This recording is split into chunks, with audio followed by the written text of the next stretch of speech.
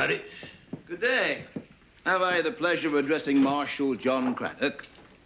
It's Jack Craddock. Oh, of course. Oh, I see you favor the 1873 Colt Peacemaker Marshal. I myself am quite fond of the lawman. Ain't seen one of them since the war. And you are? Angus Stoddard of the Pinkerton National Detective Agency. Stoddard? The Yankee Hound Stoddard? Yes, some newspaper men have called me that. Ain't you the one that broke up the Reno gang? Aye, but not without a wee bit of help. My assistant, Mr. William Walker. It is an honor.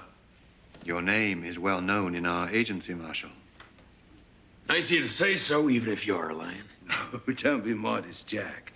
Your fame has spread far beyond this humble borough. Much obliged. What can I do for you boys? We've pursued a dangerous felon into this territory and would like local authority to arrest him. What's his name? Could you see yourself clear to swear us out as deputies? Yeah, I suppose so. Be my pleasure.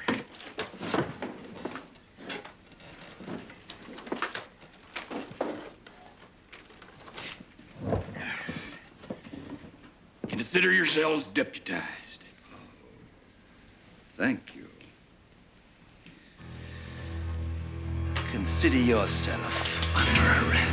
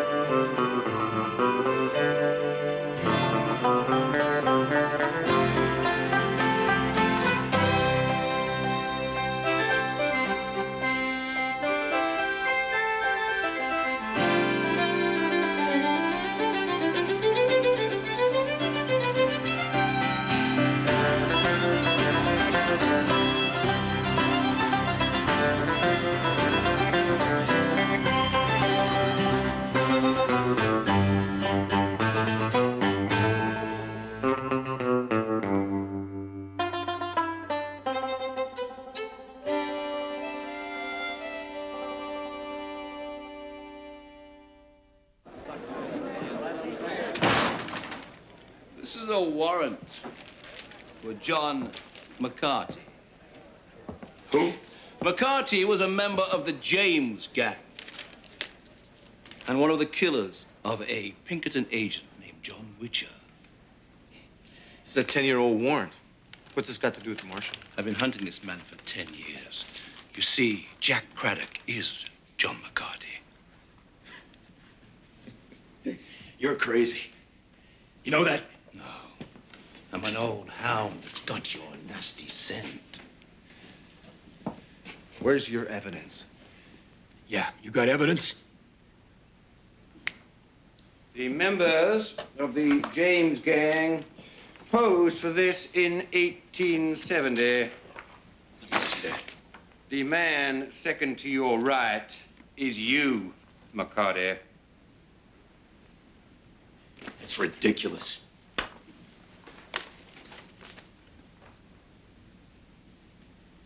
Could be any man. Yes, but it isn't, is it, McCarty? Come on, get on with it, William. Read him the rogues gallery. Read the what? We keep a record of every felon's history and traits. Stop William anytime you hear an untruth. Yeah, well, he can stop right now. Oh, let's hear what they have to say, Jack. You telling me you're starting to believe these lies? Let's just see what they have. Thank you. Corporal.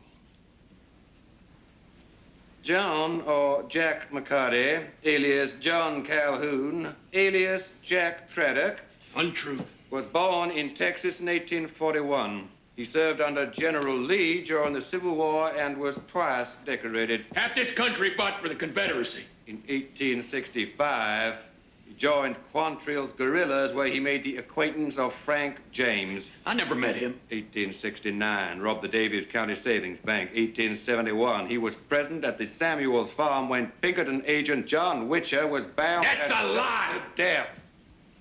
Soon after, McCarty escaped to Mexico, where he is believed to have married and fathered a child. Last seen in Texas in 1878. Personal habits, illiterate, often unshaven. Shall I go on? You can talk all you want, but I'll tell you, I've done all the listening I can stomach. Sit down, McCarty. My name is Craddock. Jack Craddock. You don't do that again. This is an American matter, Corporal.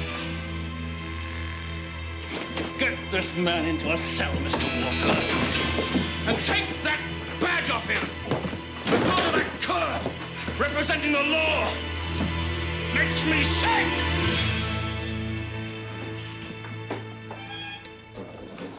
I'll see that dollar and raise you one.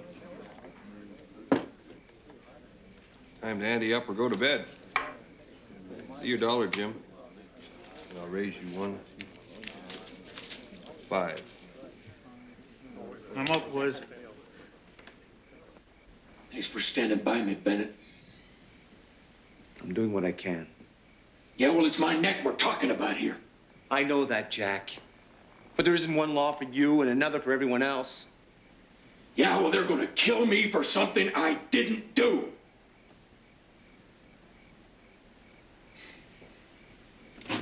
Come on, let me out of here. By letting you out, I'm admitting that you're guilty. Save the lecture, open the door. Then give me something to prove that they're wrong. What's the matter with you, Mountie? You starting to believe them lies? You believe I rode with the James gang? You believe I murdered a man in cold blood? Huh? Huh? I'll see your 5. And I will raise you 10. Well, are you bluffing, laddie? Or have you got what it takes?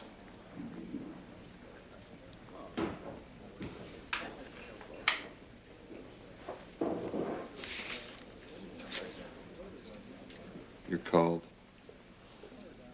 3 kings.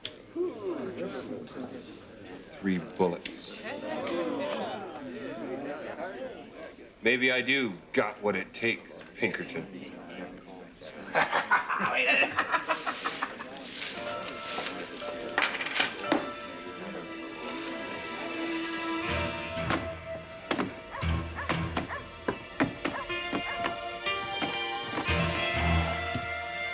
And who's watching John McCarty?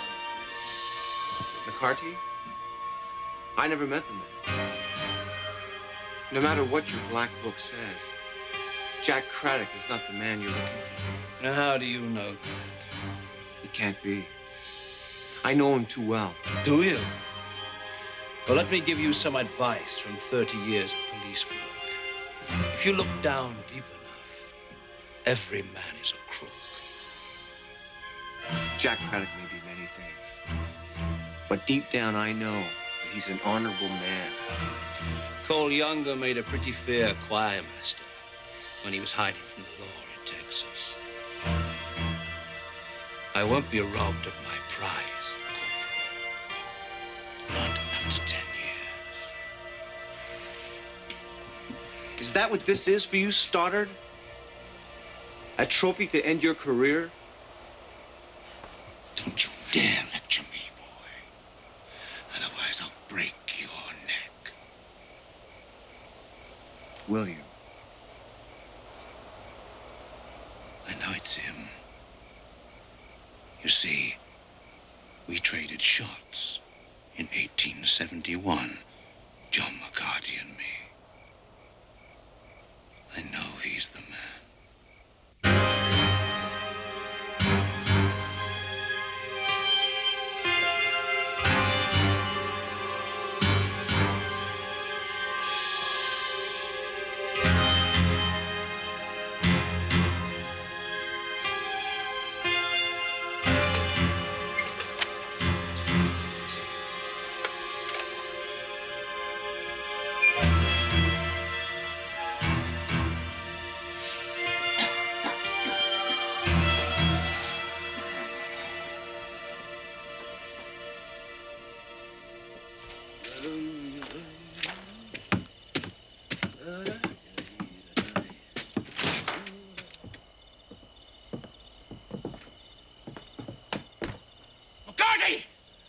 McCarthy, you dumb scum!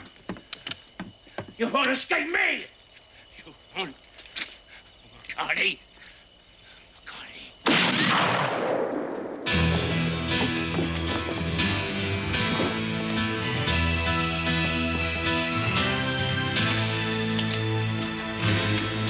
Put the gun down.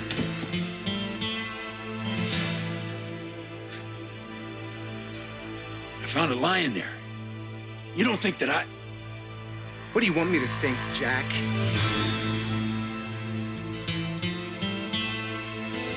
I'm not gonna ask you again.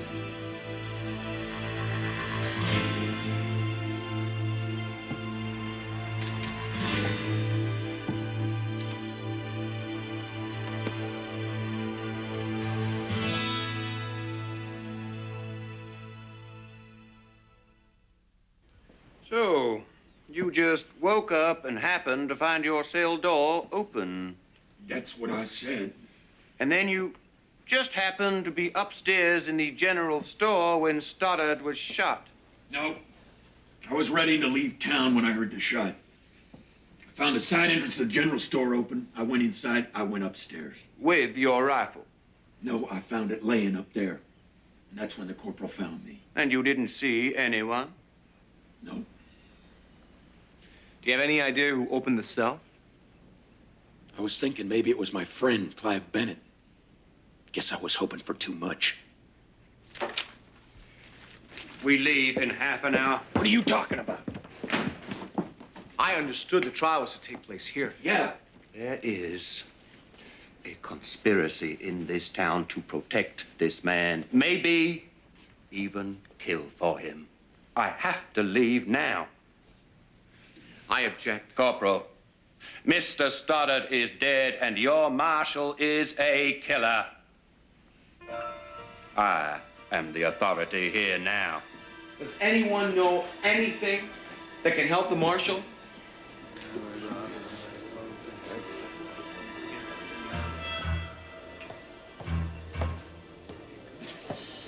Where were you, Thompson?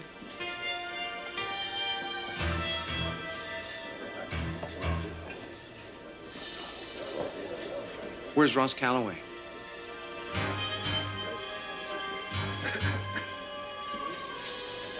Go look for your scapegoat somewhere else. It's your fault, Bennett. None of this would have happened if you stood up to them Pinkertons. Ready to meet your maker, McCarty? Put these on. We are both grown men, McCarty. It is time to face up to what you did. Ready, Corporal? I need more time to find Stoddard's killer. Are you blind? You are looking at him. He had the gun, a motive, and the opportunity.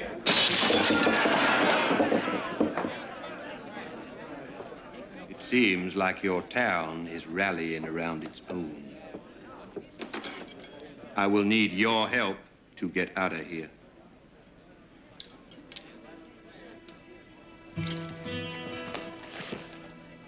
I said, put 'em on.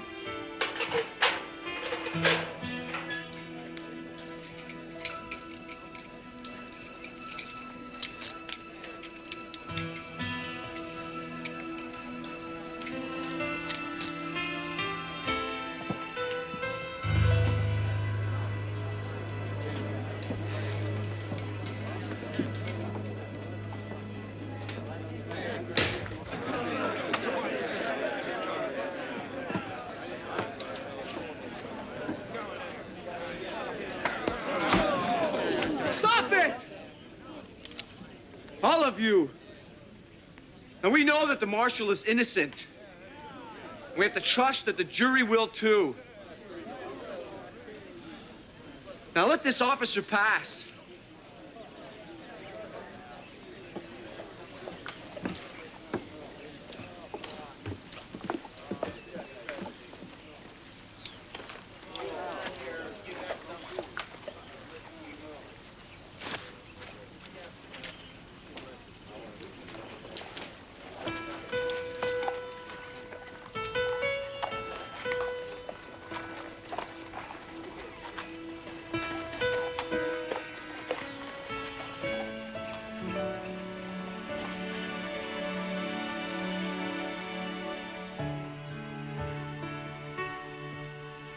Get out.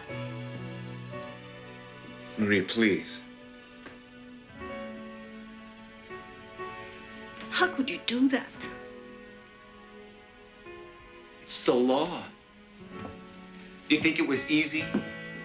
Do you think I didn't feel Jack's eyes on me? Coward. I'll find the murderer, and I will see that justice is done. You're hiding behind the law.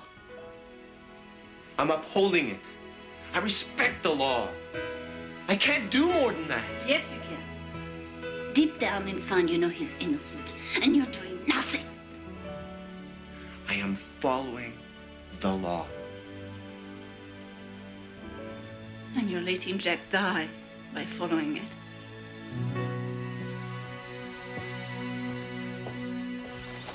Enjoying the scenery, McCarty? You better. You won't be enjoying it for much longer.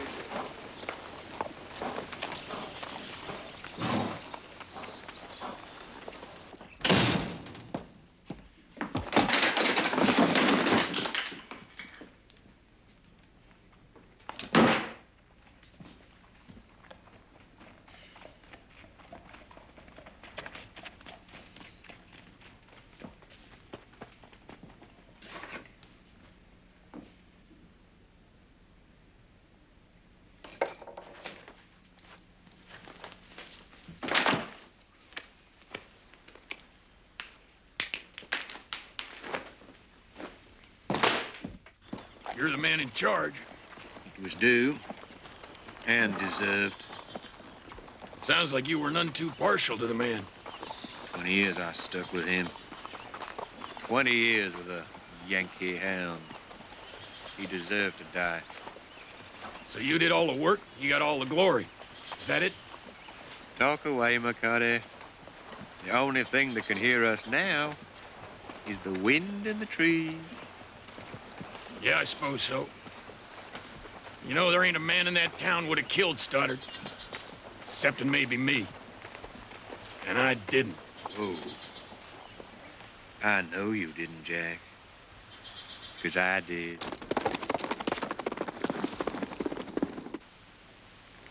Guess you know who let you out of jail. Yeah, you. But why? Well, if you ran, people would see you as guilty. And if you stuck around, well, what better suspect in the murder of that old tyrant? Uh-huh. If all you wanted was to kill him, why bring me into it? 'Cause of $4,000. You are a famous man, McCarty. There's been a company bonus on your head for 10 years, dead or alive. Yeah, too bad I ain't McCarty. I know. But you are cursed with a past that's real close. Particularly since you won't be alive to deny it.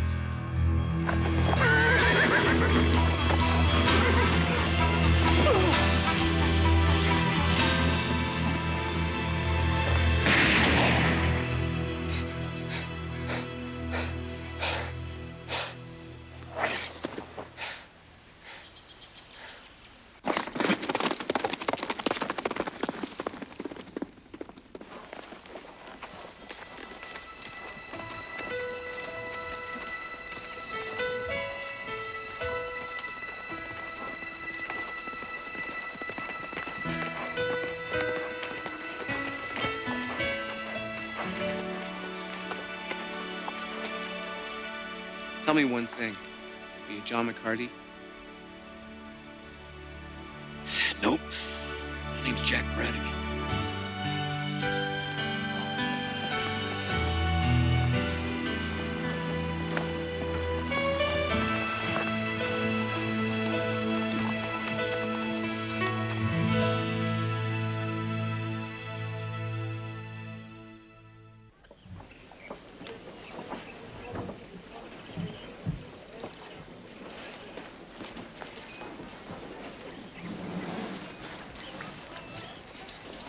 Is this over, Clive? These two say that the reward is still in the books. But few of the Pinkertons really believe that McCarty's still alive.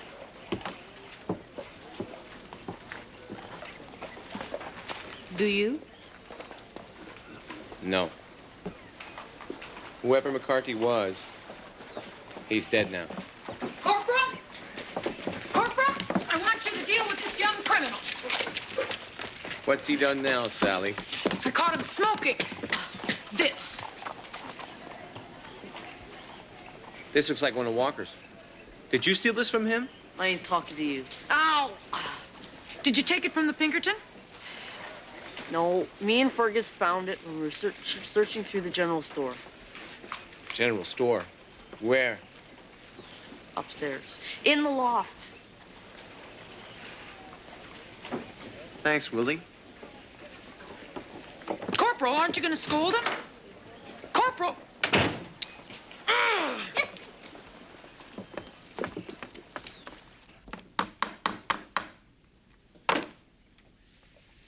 Where'd you find that, Clive? Willie found it. In the loft. So you got your proof, Bennett.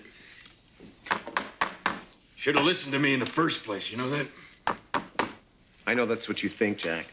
And I've heard it from every single person in this town. Good. Certainly wasn't any love lost between Stoddart and Walker. It's not easy working with a legend. You should know that, Clive.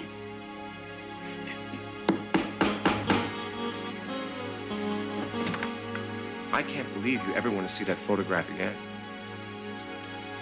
All right, what's the matter? You think it's a good likeness? Jack.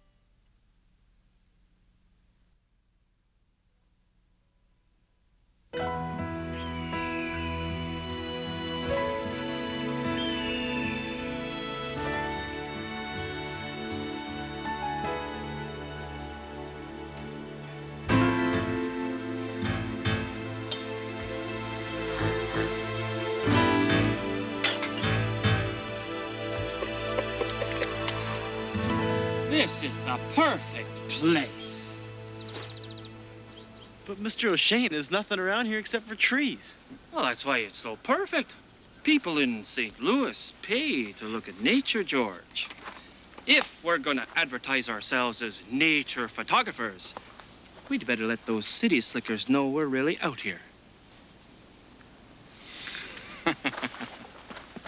Mr. O'Shane, I wanted to thank you for all this. Let me be your apprentice and all. Oh, well, you're doing a good job, boy. And you're better company than old boys there.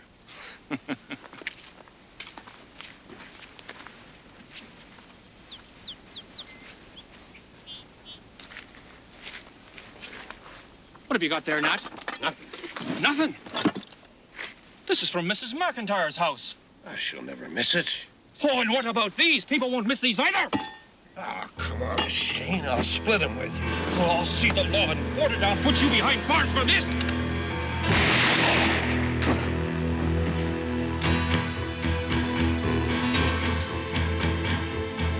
Move one step and you're dead.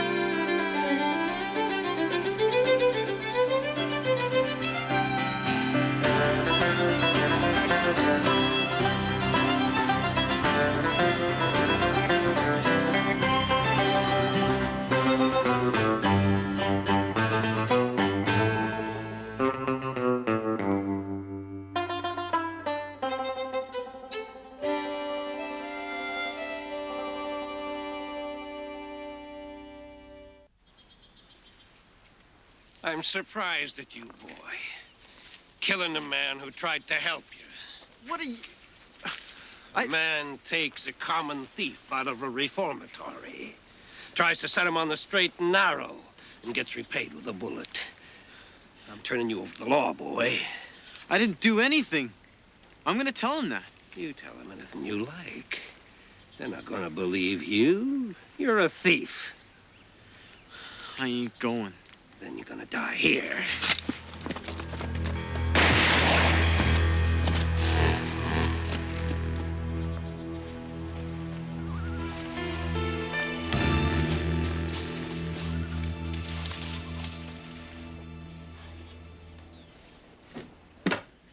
I can't make this out. Well, whatever this says, must be bad news. What makes you say that? Deputy Marshal Hubert and Butte. That man ain't ever born good news. He wants you to pick up a prisoner. Give him to me. How's that? Braden Gray. He's a Canadian who's been stirring up trouble with the American mine workers. He's being deported.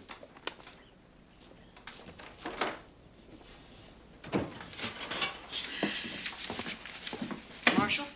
Corporal Bennett? Hey, Willie. Howdy, Willie. Ready to go fishing, Marshal? Sorry, son, I can't do it.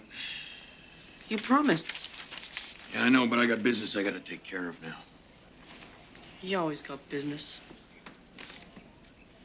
Look, Willie, we'll do it when I get back, all right? Yeah.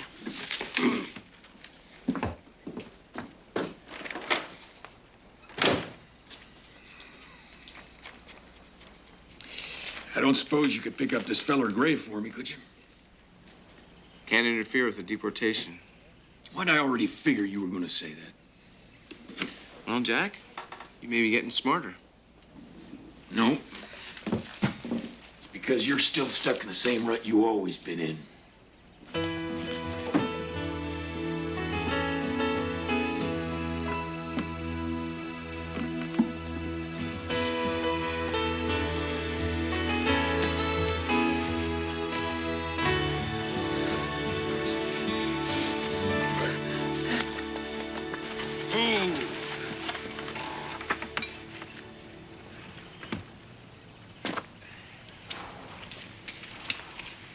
Morning, mister. Morning.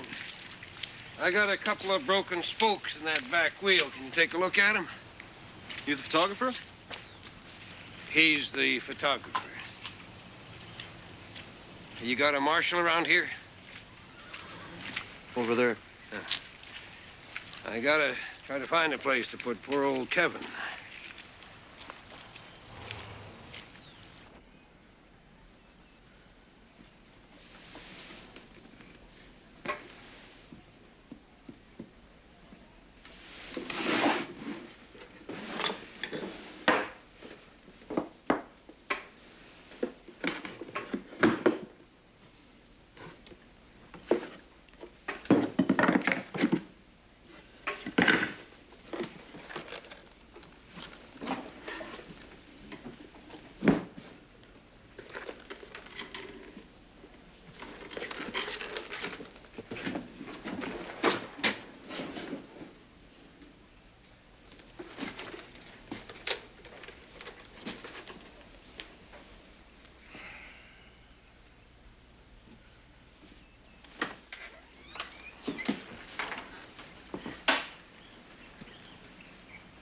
Hello. Yes? I'm here looking for the Marshal. What are you? Mountie. A what? A Northwest mounted policeman. It's like a Marshal. He's not here right now. What's the trouble? I got a dead body in the back of my wagon. And there's a killer on the loose.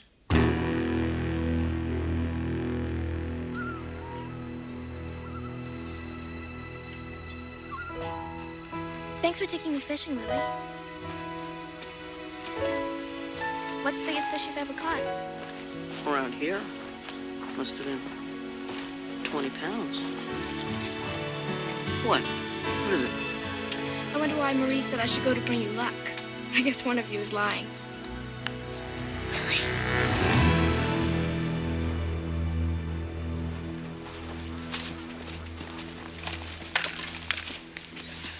Is he dead? Boy just shot him when O'Shane found his stash. O'Shane gave him a chance, too. Took him out of reformatory. Do you have any idea where he went? Boy just ran away. Should have known better than to ever expect a thief to act like anything but. I want you to swear out a statement for me. I can't stay around here. I gotta try to make this business work by myself now. I'd rather you stayed. I need you to identify the boy if we find him. I would think that would be the least you'd want to do for your friend. Oh, yeah.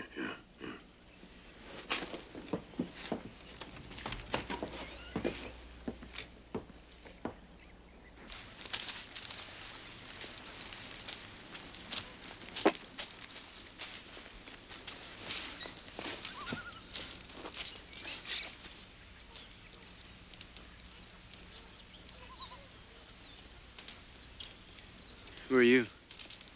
Name's Willie. It's Lucy. Who are you? You got anything to eat?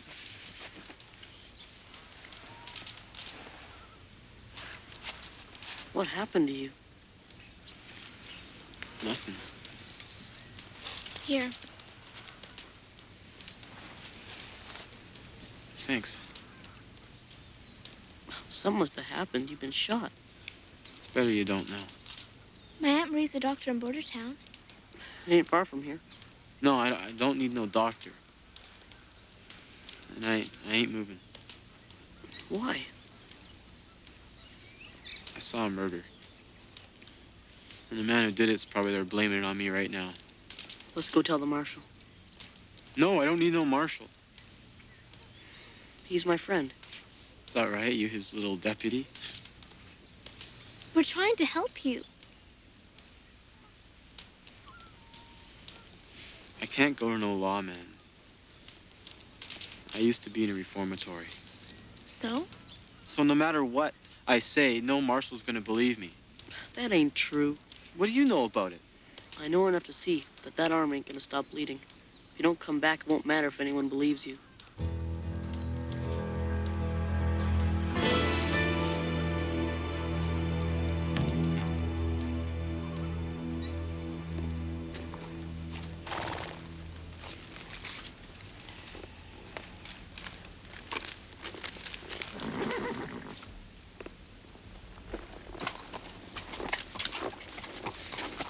Just have a nice, quiet ride back to Bordertown, all right? Be quiet. For the Liberator starves and power's in the hands of the bosses. You owe me one, Hubert? Means of production must be put into the hands of the common folk. The workers must have control over their destiny before they are trampled into the earth. We won't rest until the people have a say in the management of...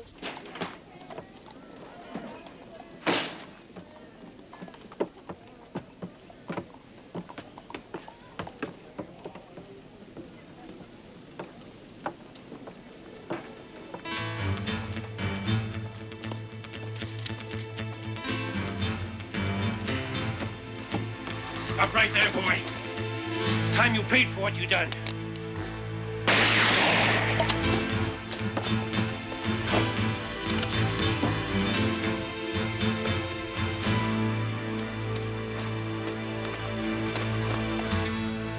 What happened? I seen the kid. He got away. Willie went after him, Corporal Bennett. Your friend was stupid to follow a murderer. Stay out of this, boys, or I'll throw you in jail. What for? Trying to stop a criminal from escaping? Lucy, get yourself over to Marie's. Willie! Willie! You open that little mouth of yours once more and you're dead.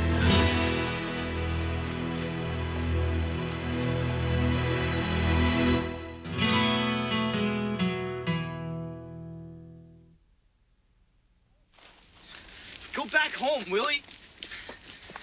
I said get out of here. If you keep on running, they'll think you're guilty. They think that anyway. You don't know that. Have you ever been in a reformatory? No. Well, if you had, you'd know what I was talking about. Well, how did you end up in there? I took something I shouldn't have. Only once. And I'm not paying for that the rest of my life. Wait. I know a place you can hide. A safe place. Come on.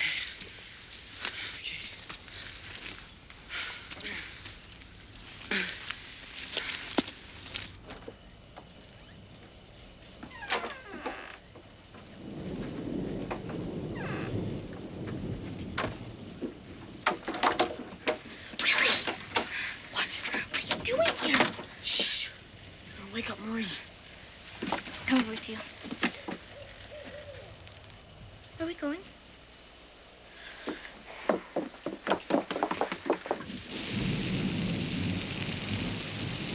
This'll sting.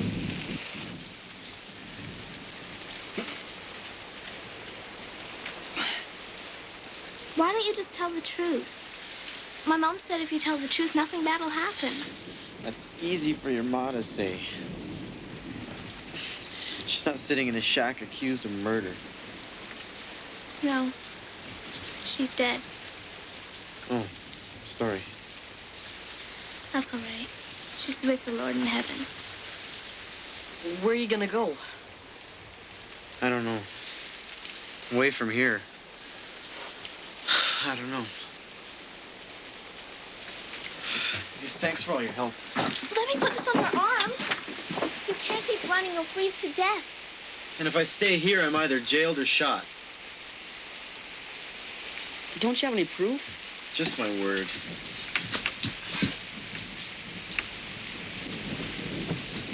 What? What is it? Where do they put the wagon? At the livery stable.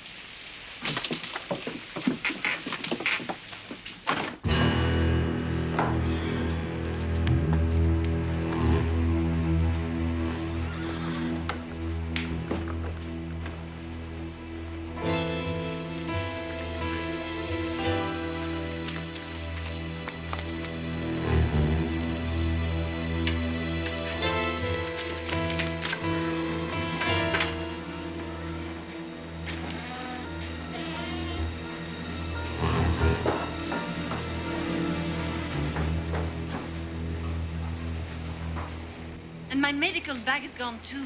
You check behind the store. All right. Excuse us, Marie. Evening, ma'am.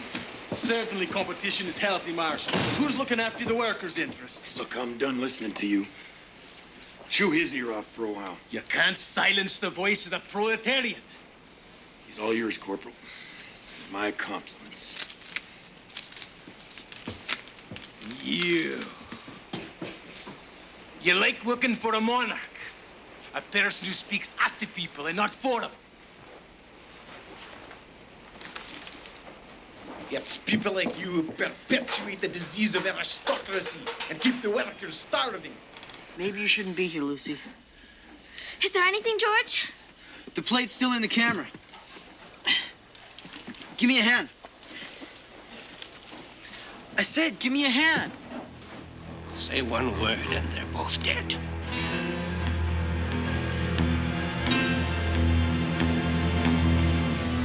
Says that the worker will triumph in the end. Yeah.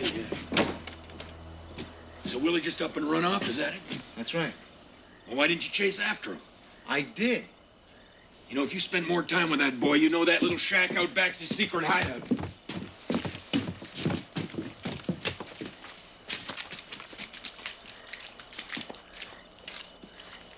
Willie? Do you see him in there, Jack? Willie ain't stupid enough to stay away all night. Swing by his aunt, see what's up.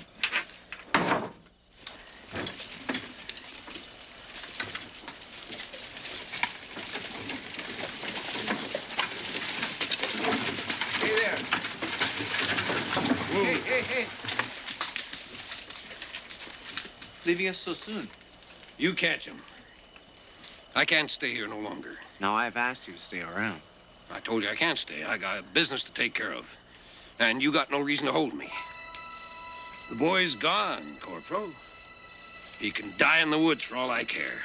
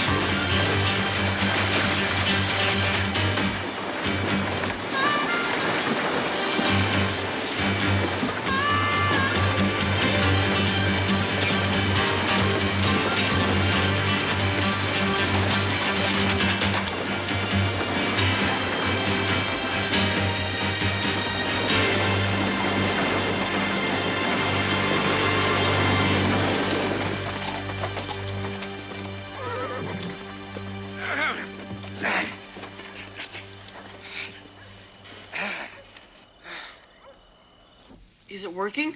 Yeah. It worked real well. That's what I call evidence. It happened just the way you said. Mr. O'Shane was a good man.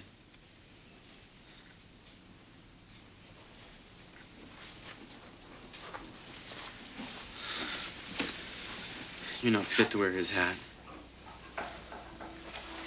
Let's go, boys.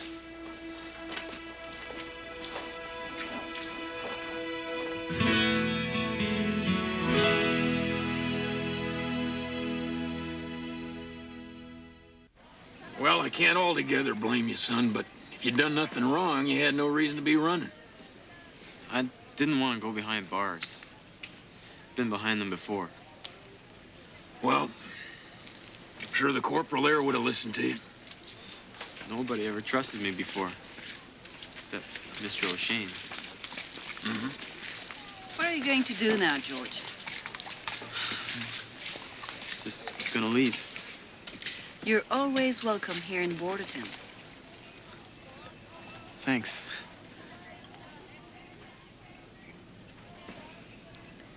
I'm sorry I got you involved. He wanted to tell you. I was the one who kept on running. He was just trying to help me. George, you ever heard of Ebenezer Stewart? The Mountie photographer? Yes. He's getting on now. Might need a helper. I could put in a word for you, if you'd like. Yeah, I would like that. Good. Thank you. Well, we'll be seeing you later. See you. See? You were right. They ain't all bad. Hey!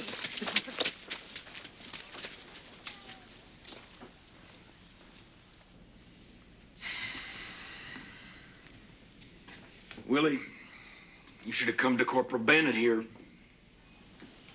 I know. The law's for protecting people, Willie. You should know that better than anyone. I know. And you, young lady, you should have known better than run off like that without telling Marie. I'm sorry, Marshal. We were just trying to help. Yeah, well, that's what the law is for. I want the two of you to spend some time thinking about what you've done. You two got anything to add to this? You're quite good at that. Well, young'uns ain't much different than criminals, Marie. If you're firm with them, they'll fall right into line. Outside, Willie. I want to have a word with you in private.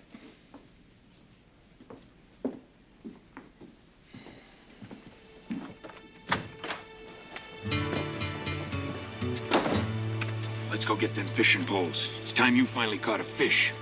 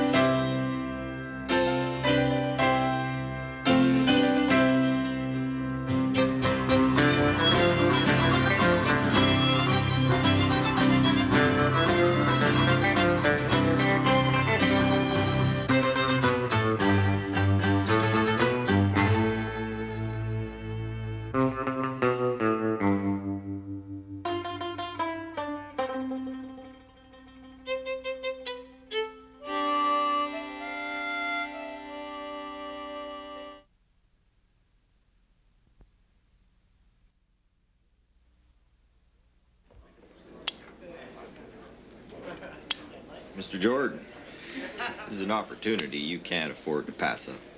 How many times do I have to tell you? I'm not interested. You're making a mistake. I don't think so.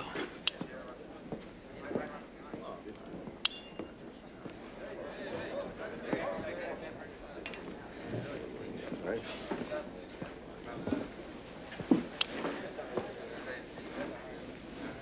Well, don't worry. Wyoming Stock Growers Association had the same problems getting started. So he still ain't joining? He will. And when he does, the other ranchers will follow.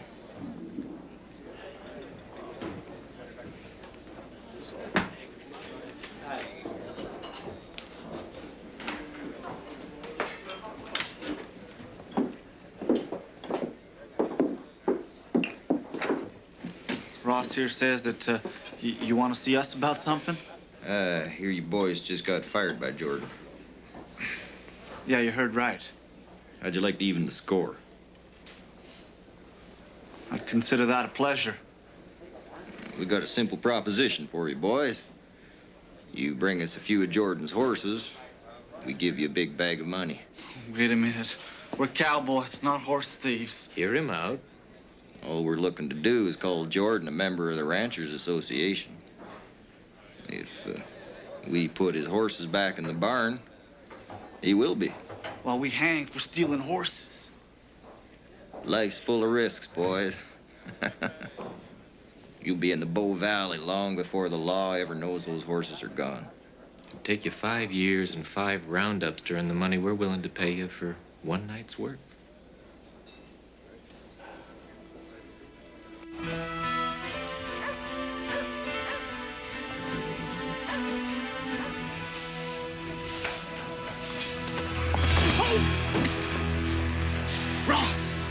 him out of here!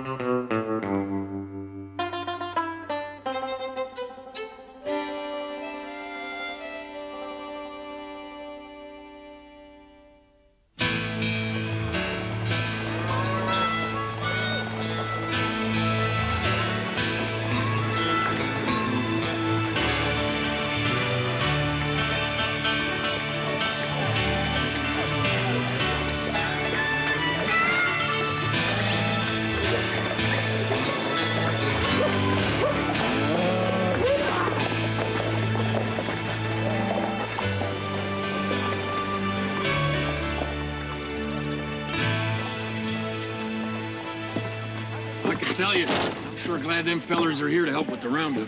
Come on, Jack. Brand registration shouldn't be left up to a bunch of ranchers. I don't care who does it, just as long as it gets done. Besides, it makes our job a lot easier, don't you think?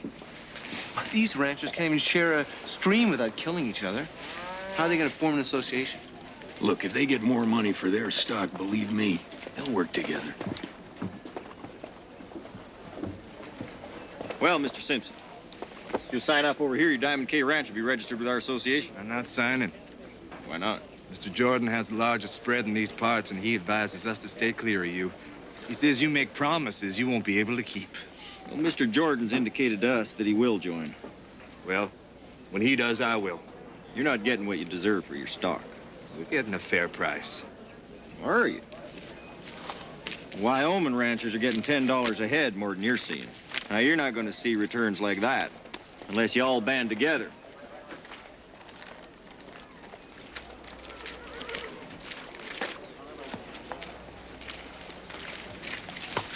Howdy.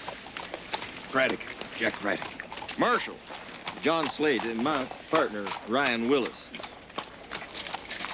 So, how's it been going? Any takers? Well, some. It's only a matter of time before they're all in. Good. You know, if the ranchers can work out their own problems, make my life a lot simpler, if you know what I mean. Yeah, I think so. Excuse me, Marshal.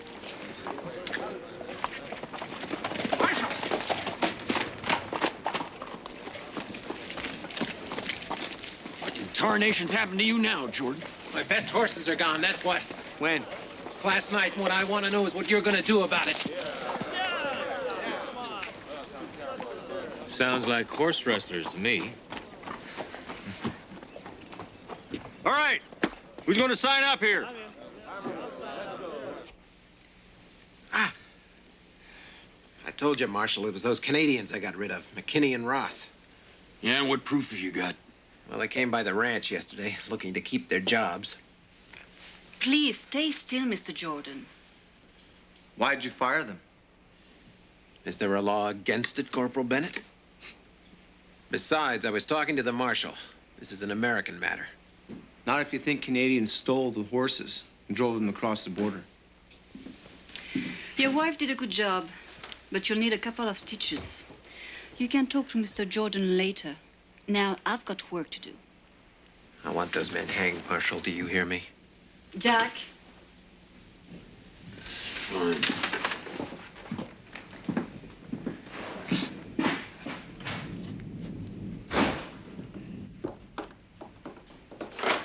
Yeah, well, it ain't necessarily McKinney. I mean, that Jordan attracts enemies like a dog attracts fleas.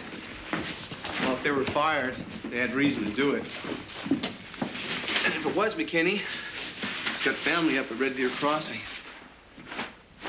I'll handle it. So you're saying I'm gonna handle all the gunfights and poker games? Is that it? Try and stay out of them, Jack.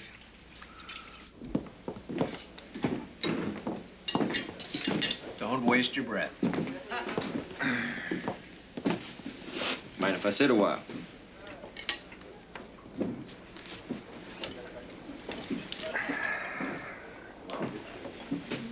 Rustlers sure seem to get away with a lot up here near the border.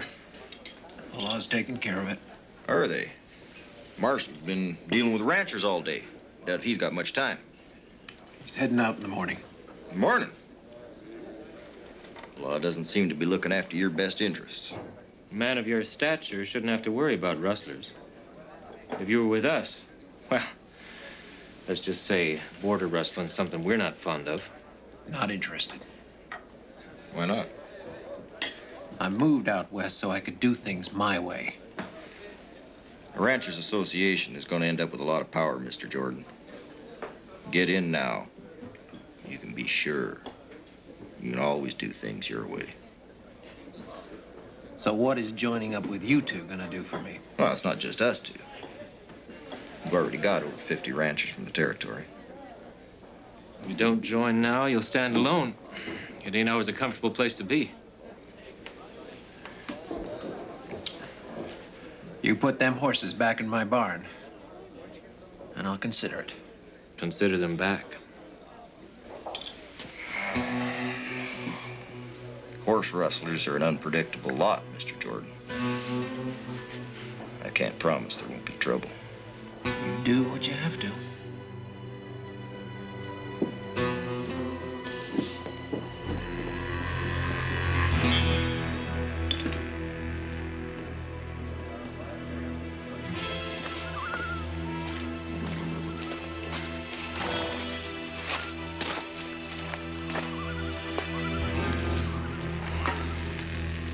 This ain't the way I figured starting out. It ain't like Jordan's never gonna see his horses again. He deserves worse. I just want to get back to Red Deer Crossing and forget that there's a Henry Jordan.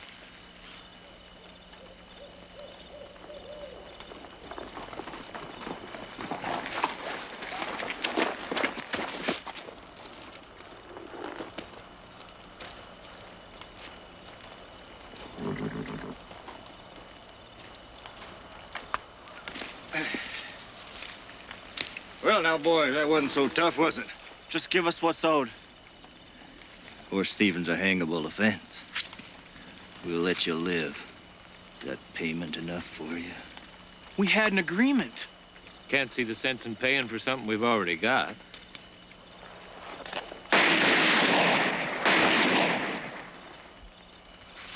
What are you doing?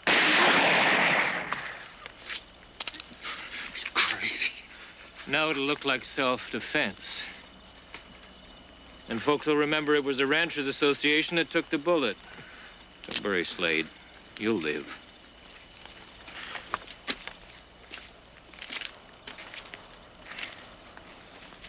When you're a member of the Ranchers Association, you get good service. You do good work. And you, Marshal, well, you're a mite late. What'd you do here? Your job? Boys started shooting. One of them hit me. Went to shoot back. Your association has no business in Canada. We did you a favor, Corporal Bennett. Don't recall us ever asking for no favors.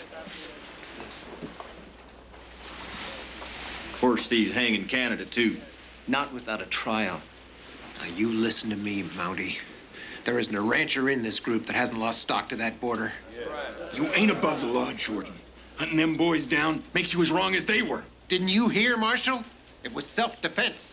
It's nice having my stock back, and these men did that for me, not you. Come on, let's start this meeting.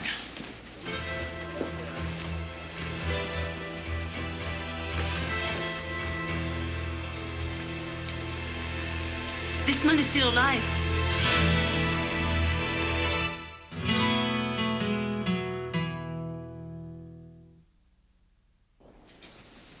Do you think he'll make it, Marie?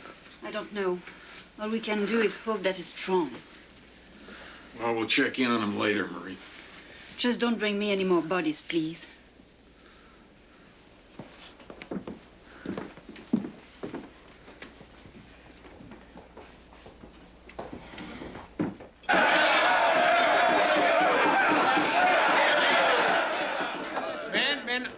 Ben, I know that the Ranchers Association will make sure that all of us get a fair price for our stock. Yeah! And I also know that when we join the union, why, we're gonna have a say in the way the state of Montana is run.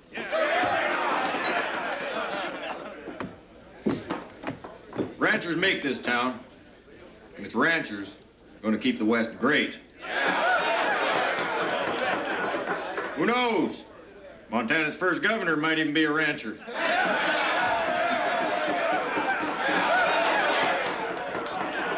Ranchers will not be terrorized by rustlers. All of us here today are sending a message.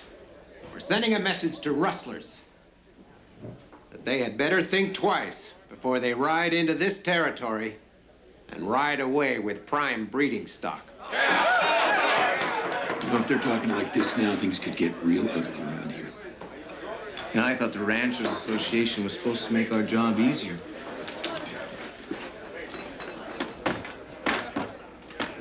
Well said.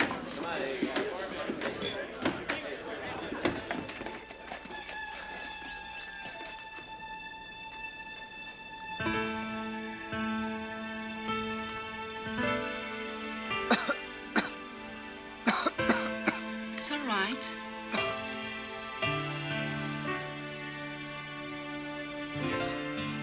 Here, drink this. Slowly.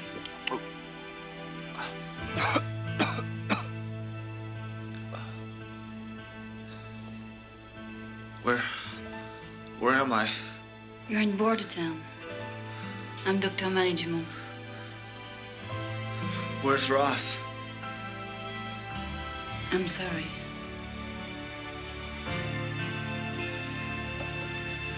Just rest. No. Ross is dead. I have to tell you what happened. Stand right here, my friend. Dues are a mite steep, aren't they? We're not a charity, Mr. Jordan. Well, some of these small operators aren't gonna make it anyway. You need herd size and the land to match to make money. And when they're ready to sell, you'll be ready to buy. Who'd make a better ranch hand than a rancher? $50 a year? We get it back at higher stock prices. You can't guarantee that. Well, we got Mr. Henry Jordan with us. Think he'd join if we couldn't back up what we say? Who got your horses back? Us or the law? You did. Hate to see an accident like that befall you, Simpson. Especially if you weren't a member. I said if Jordan joined up, I would too. I'm a man of my word.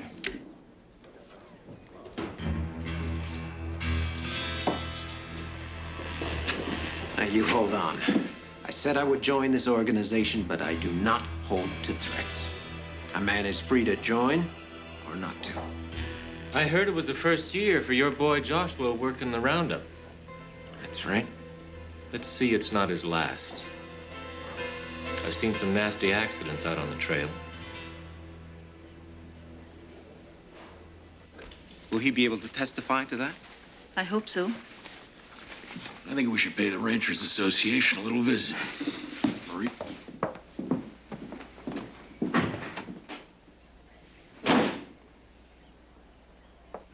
These ranchers are here because of me.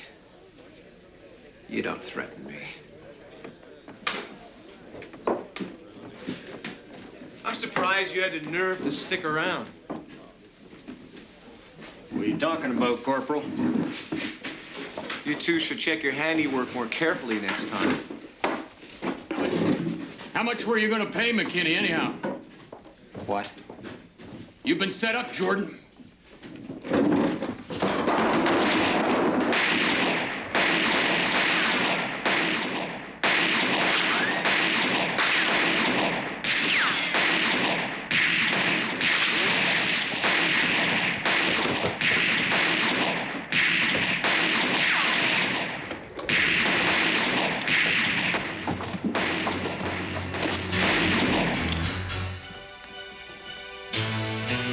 S02 would be advised to give this up now. Shut up, Jordan!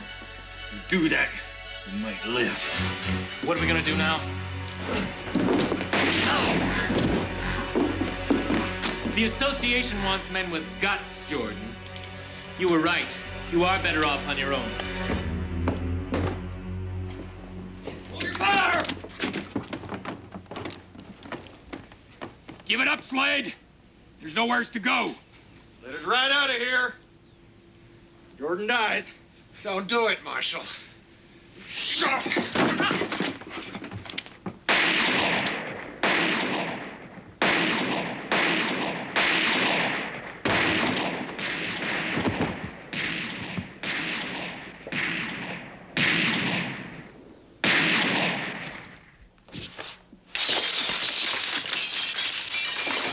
Just let us out of here, Marshal, or one of your citizens is gonna pay for your mistake. Stay back. I'll take the gun, though. Shit. Got an idea? Yeah. You circle around back. I'll cover you. You circle around back. I'll cover you. You run faster. Just want to hear you say it, Jack. Ready? Yep. Give it up, Slade!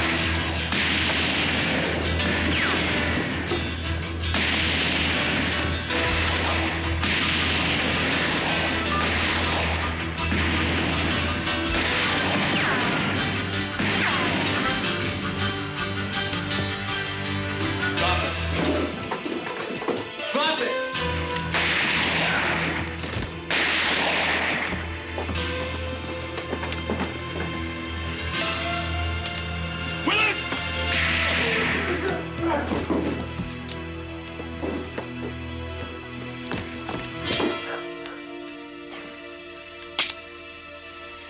You know, trial's too good for you, son.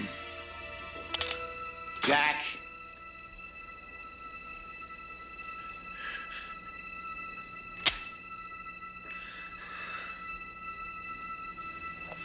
You know, I may not be able to read too good, but I do know how to count.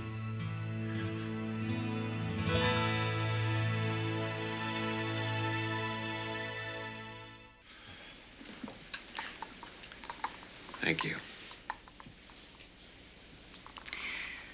Are your visits to become a common occurrence, Mr. Jordan? I certainly hope not. Your family will be happy to hear that.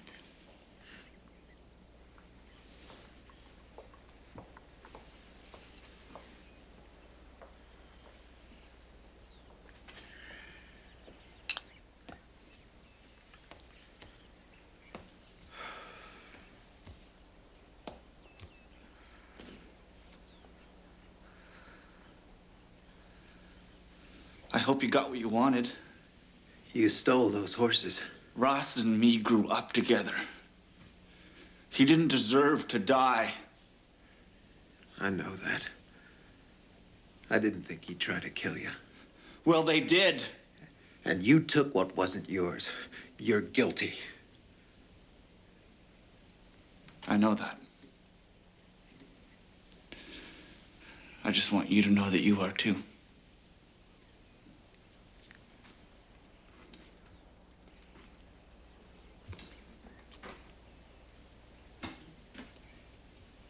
More tea, Mr. Jordan? No. No, thank you. No American court's gonna hang us, Marshal. They know it gets rough when you're trying to organize ranchers. Yeah, well, you ain't standing in front of a U.S. judge now. I just signed you over to the Mountie here. Canadians don't take kindly to vigilantes.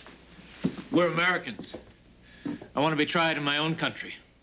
Well, you killed a man on my side of the line.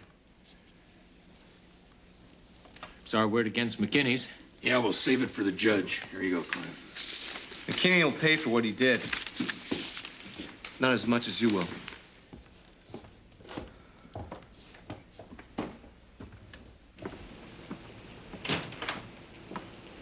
McKinney had died. Slade and Willis would be having lunch in the saloon right now. And what gets me is they still think they're right. But I guess it don't matter much what they think anymore, does it, Clive?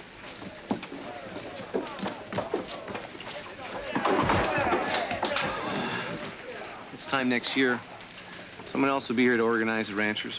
Think it'll be Jordan? I think he's had enough politicking for 1 year, don't you? Yeah, but who knows? Maybe one day it'll be Governor Henry Jordan. If that happens, it'll be your headache. Gee, thanks, Clive. Friends like you, who needs enemies?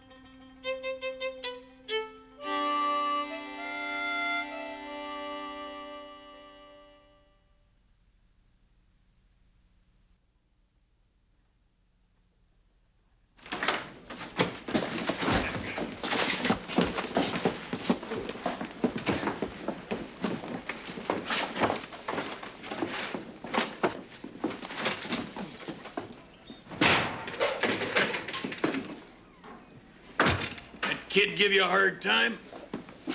No. I was tracking them all night just for fun.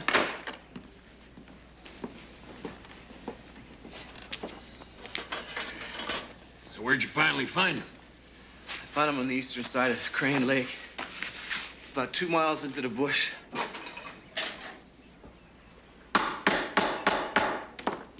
That's interesting. Go ahead, Craddock. Say it the way you always do. You know, Clive, you would have listened to me in the first place. Yeah, and you would have went straight to the lake. He'd be behind bars, and you wouldn't be shivering to death. All told, listening to me might have made sense, don't you think? Got him in the end, didn't I? Yeah, you did. All right, end of story. Oh, wait a minute. Where'd I put that? What are you looking for? A letter came for you from Fort McLeod. While you're out on your manhunt.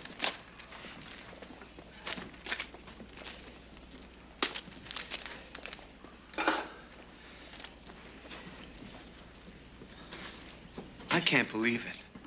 What did you do? Shine your boots with it? Come on, Clive. You should know I never shine my boots.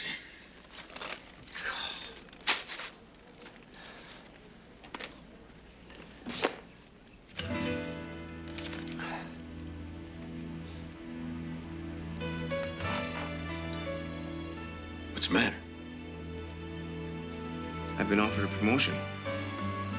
They want me to report to Fort McLeod within a week. Reassignment.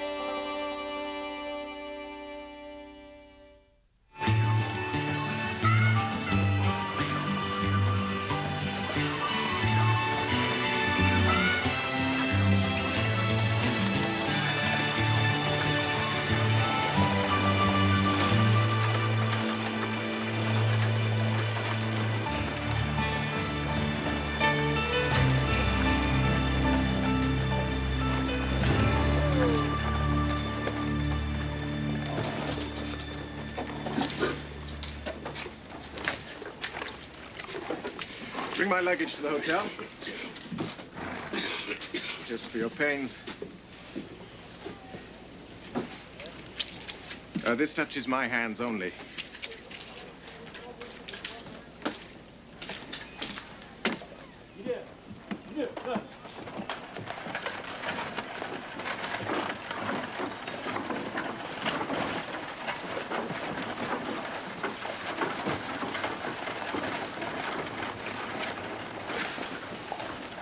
I guess you'd be getting paid more being promoted and all.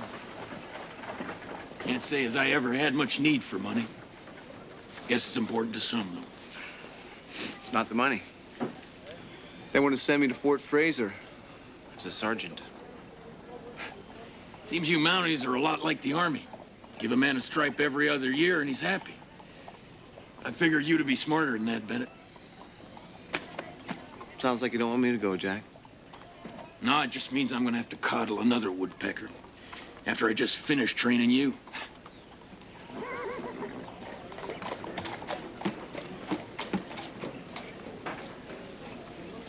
Sure wish I could take this with me. The whole town. Whole town or one person in particular?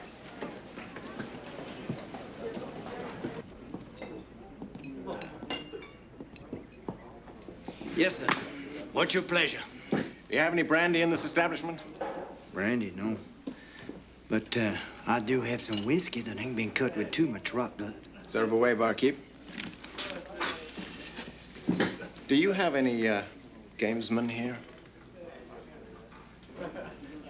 I desire a game, chance. Huh? Poker? Poker. Yeah. There's some gentlemen over there who are not averse to a little game. Good.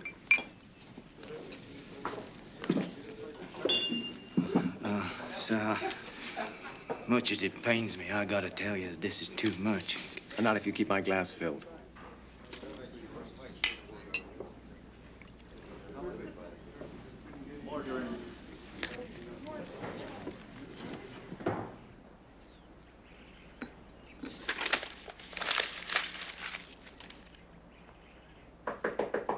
What is it? Clive! Oh, Marie, come in. I've been waiting for you. What? Well, we were supposed to go to the McPhersons and check on his animals. Oh, I'm sorry. I've been preoccupied. What is it? I've been offered a promotion. Clive, that's wonderful! We'll have to have a celebration. And Bordertown will have a sergeant. Something's wrong? No, I just have to finish this. And we'll go to McPherson's later. All right? Oh. All right.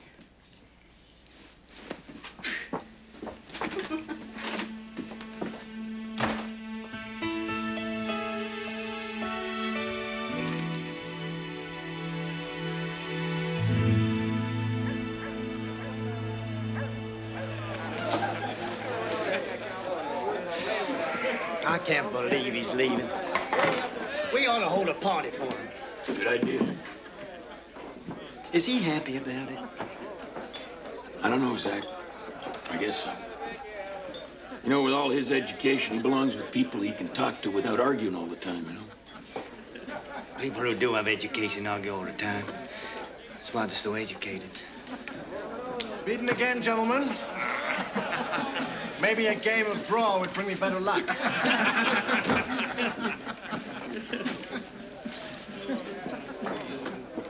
Who's the high roller? Name's Wilbur Rawson. He spent about what amounts to a year's wages in here today. Is that him? That's him. What's the point in having a lot of money if you can't spend it? Another game, gentlemen. You've won enough already. Let me have a go. All right, that's enough. Might be a good idea to put that money in the bank while you still hold it. Stop it. I don't know, Marshal. Come on. I never saw a bank that couldn't be robbed. Sir, My name is Wendell MacWherther, and I can assure you that the security of the Farmers and Traders Bank is more than satisfactory. I'm not partial to banks, friend. Please, sir, permit me to show you the measures my bank has taken to maintain the integrity of its investors' savings. Sure save me the trouble of chasing after whoever steals it off you.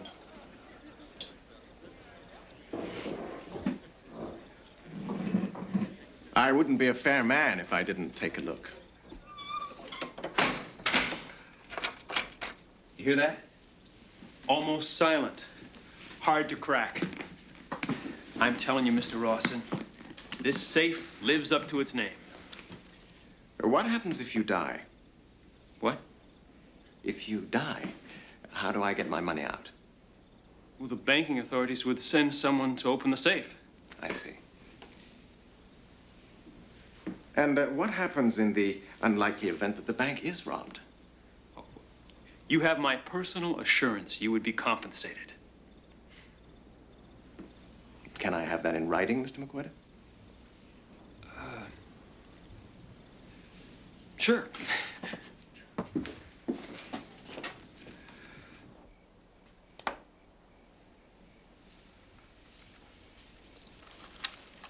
There it is.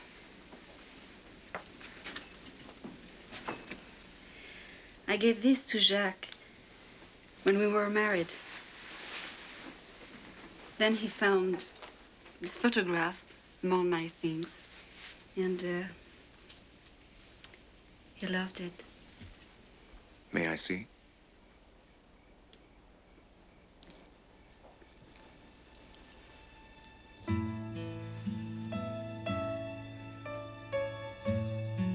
You were beautiful, just as you are now. Thank you. Anyway, what are you doing here? I thought you would have been out celebrating. So did I. You received your promotion? Isn't that what you wanted? It is.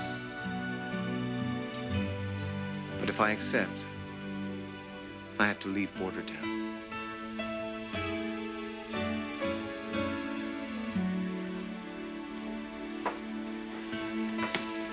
I see.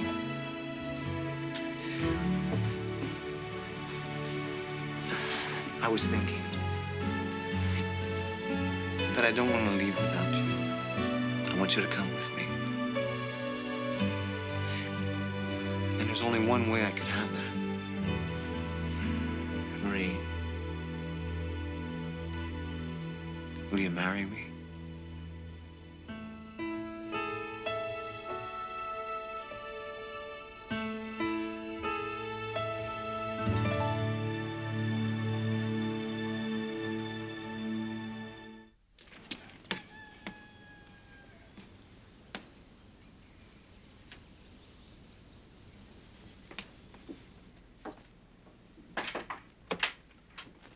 Tarnation, Marie! If you're gonna bother to knock, leastways wait for an answer. Sorry, Jack.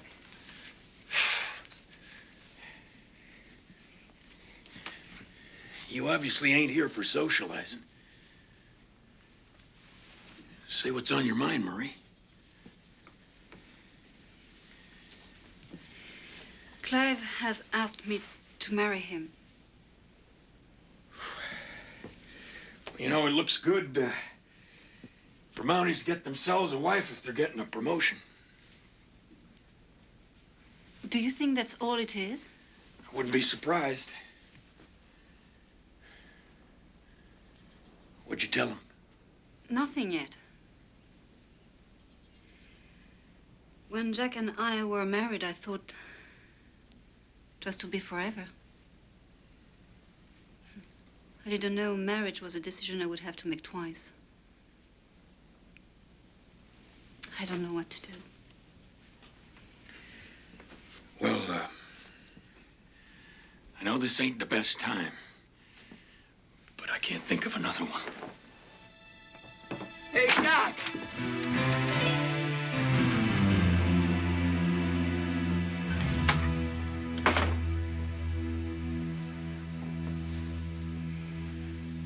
Jack, this isn't fair to me. Look, Marie, if you don't want to marry Clive, I'm always here. And I don't need an excuse to marry you.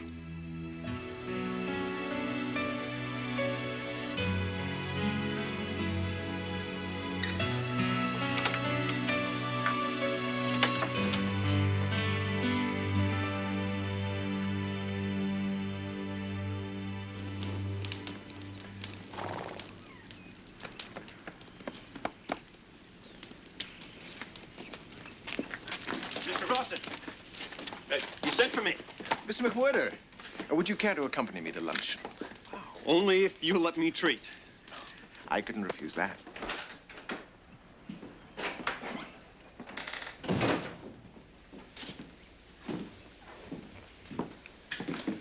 What were you doing with her? Ain't none of your affair, Bennett. I'm not letting an illiterate fool tell me what to do. Grow up, Clive. Name calling don't become you. You answer me.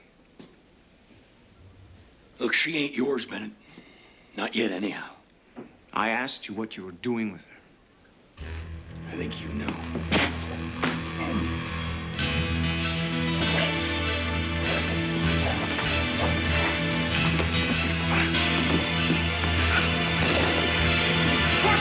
Marshal! Someone just robbed my bank! I had almost $10,000 in there. I know. I know. Where were you when it happened? Stay out of this, Bennett. In the saloon. How about you, Mr. Rawson? I said stay out of this. Who cares where I was? We're talking about $10,000. You've got to help me. I gave him a written guarantee, and now I owe him $10,000.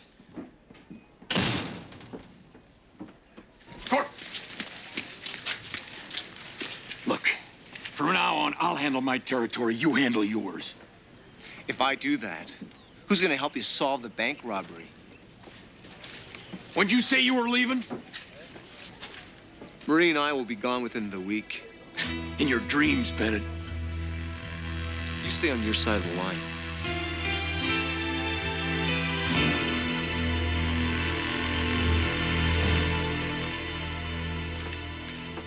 Otto? Have you seen anyone suspicious around here? Not me, Corporal.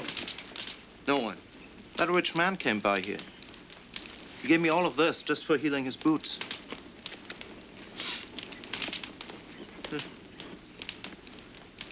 I haven't seen this issue before. Can I borrow these? Only if you give them back to me.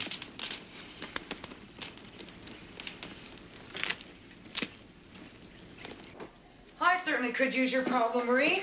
Choice between two suitors. It's not that simple, Sally. It's more than that. What does your heart say? I don't know. Yes, you do. You just have to find the courage to say it to yourself. I don't want to hurt either of them. I hate to show this to MacWherther. Fine, I'll take it to him. It's important, Craddock. Look, I'm getting sick and tired of you speaking down to me. Really? Then give me a reason to speak up to you.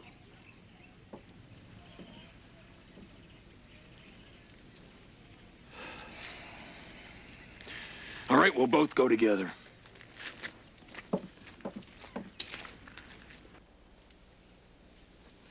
It's fake, too. That's right.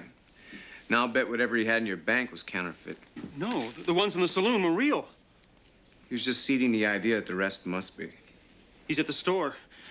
He's got permission to use my account to get what he wants. I'm gonna kill him! Wendell, I'll handle it. Just give me a shot at him. One shot! Forget it, Wendell.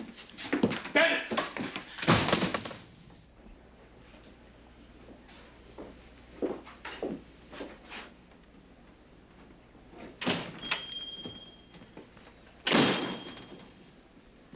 How are you planning to pay for those, Rawson? Some more bogus bills? Back off! Let the lady go, you're a dead man. Don't gamble with me, Marshal. I'm holding trump. What's this? A visitor? Whoever's in there, come out! Come out, I said! Put your weapons down over there.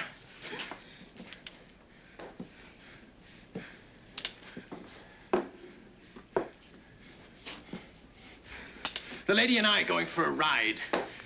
You boys should practice working together. You're not much good on your own.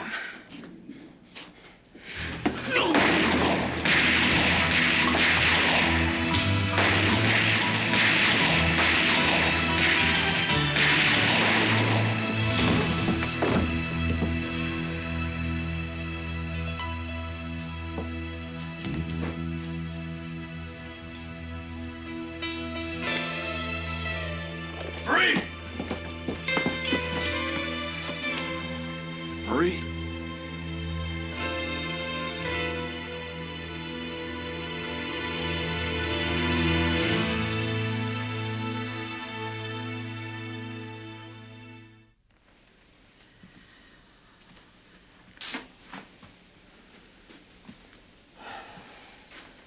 I might have killed her.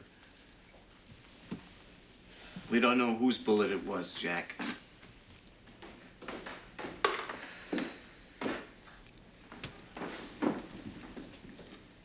What are you two still doing here? We want to see Marie. Go up and see her. Thanks, Sally.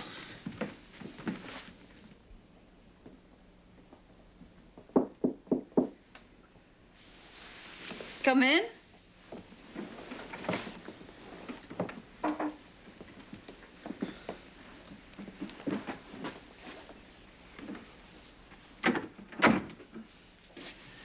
How are you doing, Marie? I'm all right. I'm sorry, Marie. We both are. Well, it's done. And I'll live. I'm not going to be leaving. What about your promotion? I've decided to turn it down. After today's events, I'm not convinced I'm ready to take that step yet.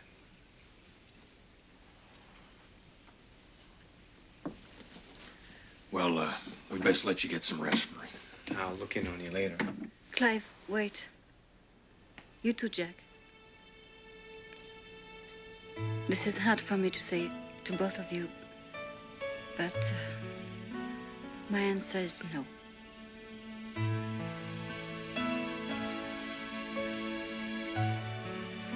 Well, I guess the best man will win one day. It's not about the best man. It's about me. Perhaps one day I will be free of the memory of my husband. Until then,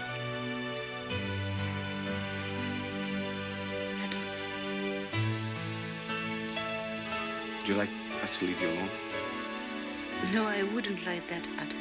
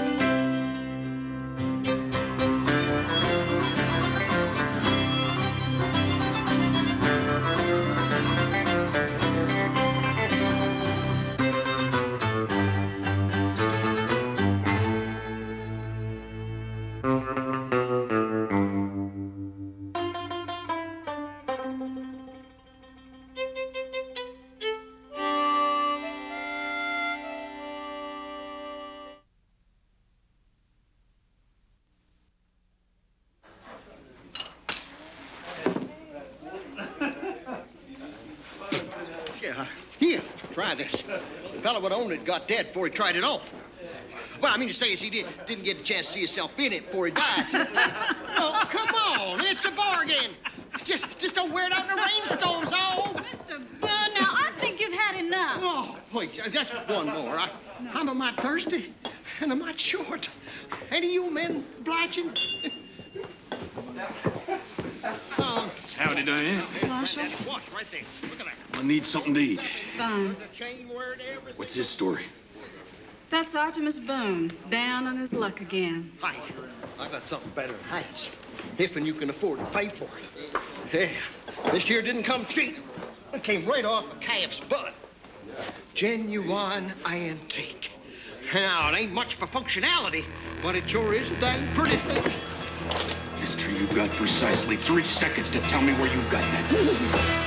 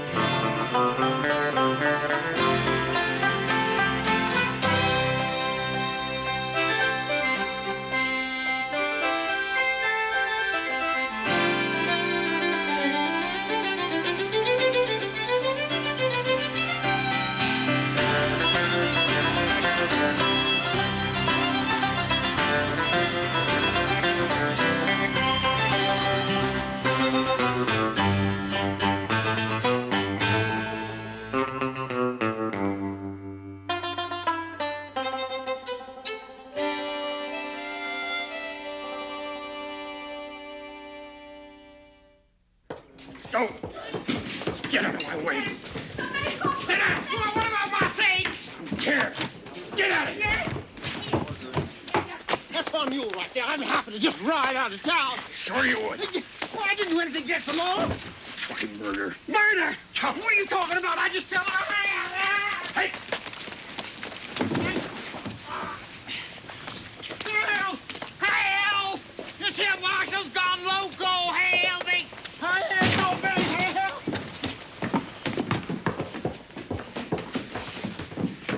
Sit down! What do you got me in here for? So no one can see us. Why? This gun belt. That old thing. Marshal, if you want it, you can have it. Where'd you get it? Yeah, I ain't sure I can remember.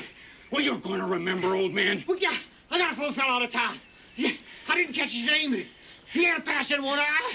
I don't care about the name. Whereabouts? He's about 20 miles south of here. Let him go, Jack. Stay out of this. I said let him go.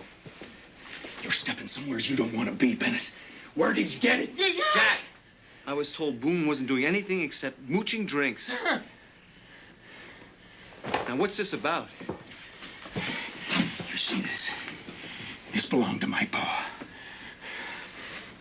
You leave town, Boone, I'll come after you. Mark my words.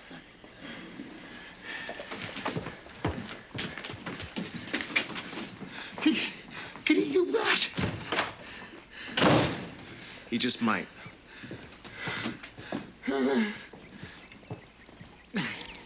Should have known Boone wouldn't be the one to take down my pa. You ain't got the sand for it. How do you know if anyone killed him? My pa wouldn't give up this gun belt if he was still breathing, Marie. Now, I'm gonna find out what happened to him. Finally gonna find out. Are you sure you want to know? Ain't a question of wanting, Marie.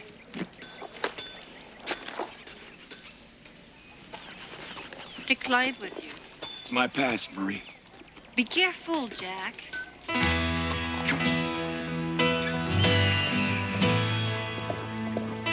Marshal! Where are you going, Marshal? Ain't no concern of yours, boy. You're gonna go kill some man that you think killed your pa, ain't you? Why didn't you say that to the corporal? Shouldn't be listening in on other people's conversations, Willie. It ain't polite. Well, I don't think it's right. You ought to stay out of things you don't understand. Get, come on, help. Marshal? Marshal?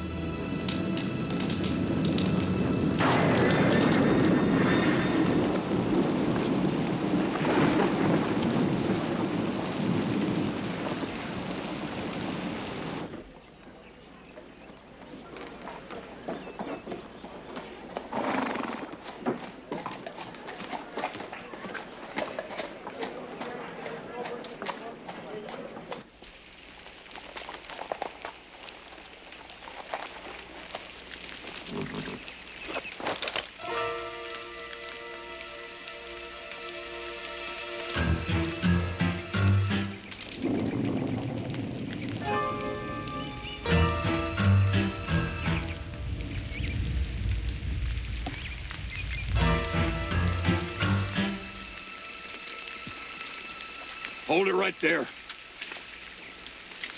Drop that gun. Turn around.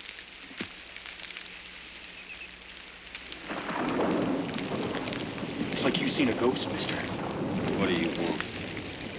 I just want to talk to you. What are you doing here? Free country last time I looked, mister. Don't dicker with me. I want an answer. I'm resting up. Is there some problem with that? Yeah, well, there's a town with plenty of clean beds nearby. Peculiar you ain't using one of them. Let's just say I'm a peculiar sort of fella. State your business. Man, name of Boone. Bought a rig off of you. I aim to know where you got it. You ask a lot of familiar questions for someone I don't even know the name of. Name's Craddock. Marshal Jack Craddock.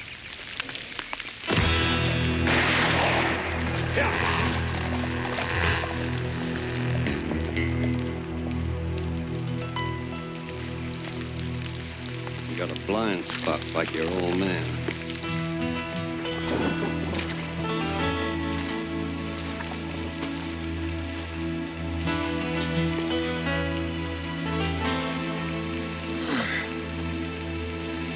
You all right? Yeah. I tell you, you've done some stupid things before. Now, come on. Let's get back. Save it, Bennett.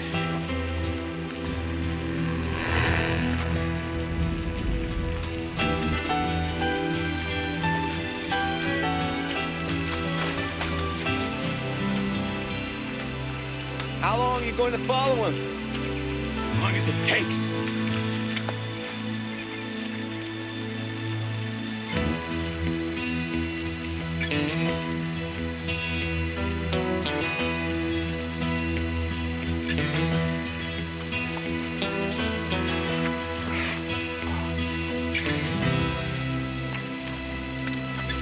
Much obliged for the horse.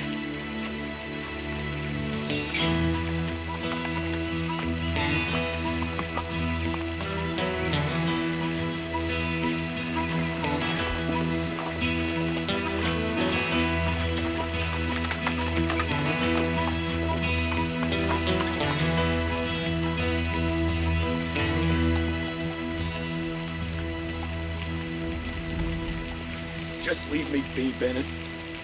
How do you know it's him? He ran when he heard my name, my family name. Think about what you're doing, Jack. You're after a man you think killed someone you don't even know anymore. What do you mean, don't even know he's my pa? A man you haven't seen since you were 12. A man who walked out on you and the rest of his family. Oh, he had his reasons. You're chasing a ghost, Jack. Nothing good can come of it. Come on, yeah.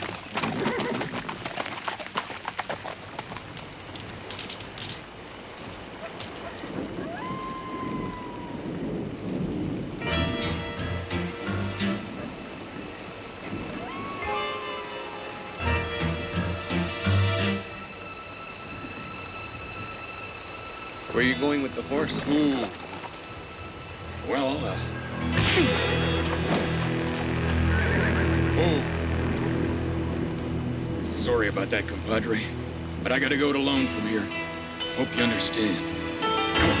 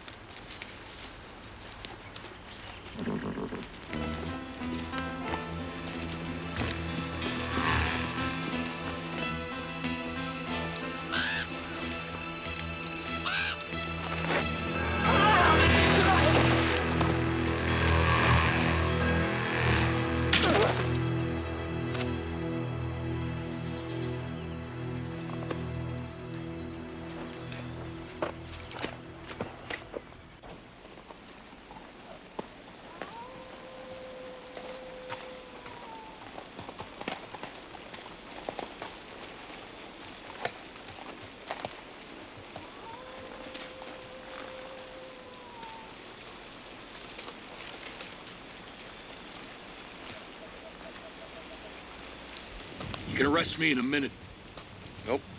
Not gonna do that. I owe you enough to stretch the rules a little. Yeah, well, I may have to kill him. Haven't done it yet. Look, just leave me be. Back off. Oh, I'd rather stay. Watch. See what you're made of.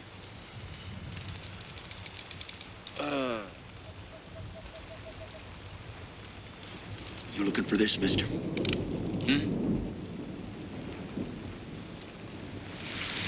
What do you want? I should have guessed old Lucas would catch up with me. And you gotta be his boy. You look just like him. Where is he? He sure ain't in heaven. What do you mean by that? He was a man like me. Nothing else to say but that. You better start making sense, mister. Just leave it alone, Jack. Stay out of this, Bennett. What'd you do to him? I did what had to be done. Look, no more riddles. Talk straight. You wanna know about your pa? All right, we rode together for a time. We'd take cowboys out on the Chisholm Trail and kill them for what they had. Oh, yeah.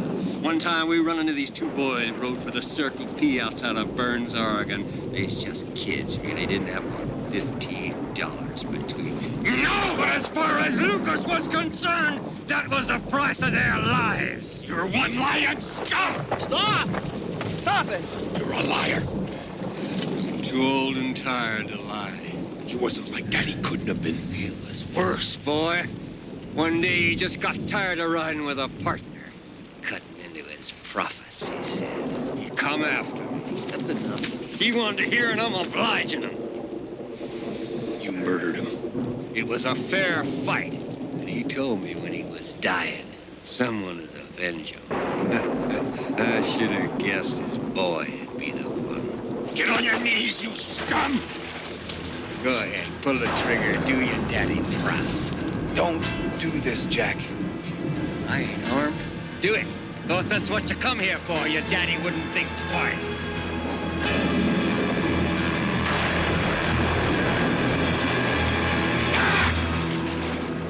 Just get out of my sight. Go on, get out of here.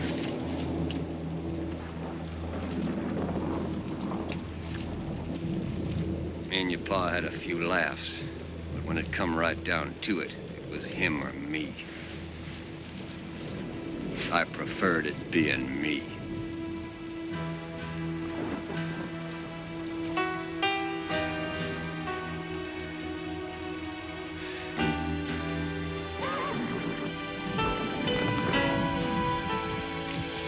Was there anything good about him? Yeah. He didn't want you to know what he'd become.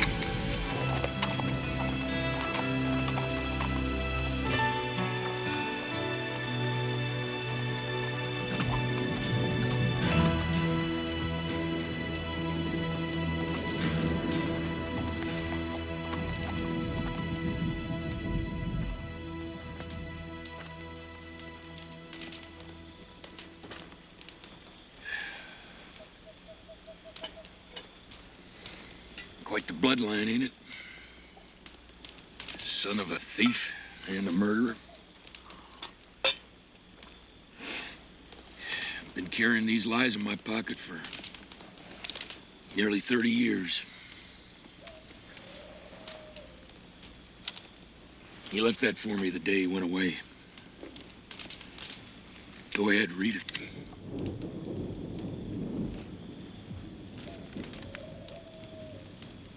Son, I have to go away for a while. There's an opportunity for me to get enough money to make this family rich. Not sure how long I'll be gone, but I want you to be... brave. Brave. And look after your mother.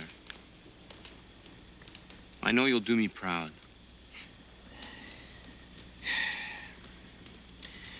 How about him doing us proud, huh? You don't know what happened, Jack. What made him change?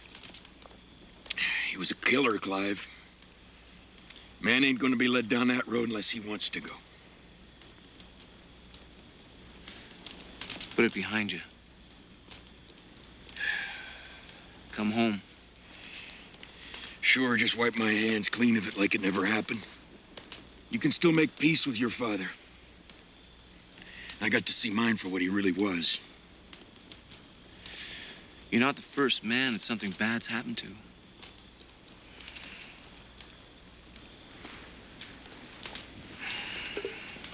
And you're not your father's son. Yeah, then what am I? Who raised you?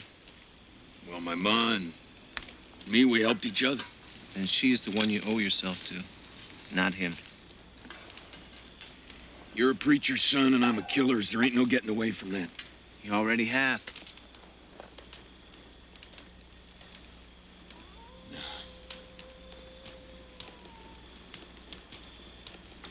I just wanted someone like Harrison Bennett. Someone I could look up to, someone I could try to be like. That's not always a blessing.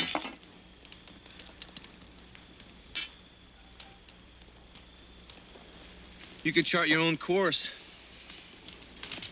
I fought my father every step. Yeah, and it made you a better man for it, better than me. You believe that? I know it.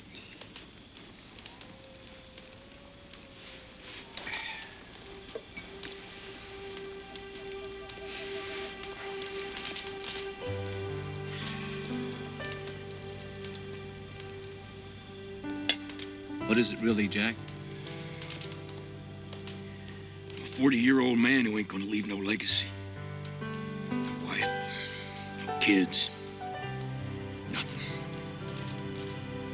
I don't have that either. Yeah, but you will. You're the type. You'll make something of your life.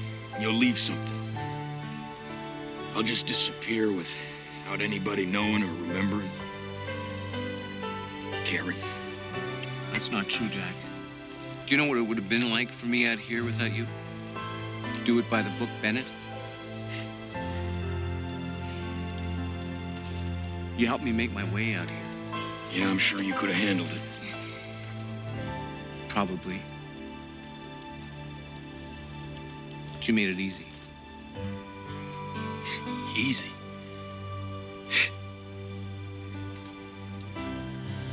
Let's just say interesting. I count on you, Jack. You're the best friend I have.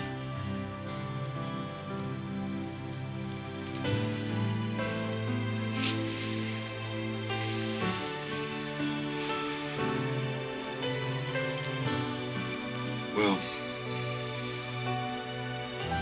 it's mutual.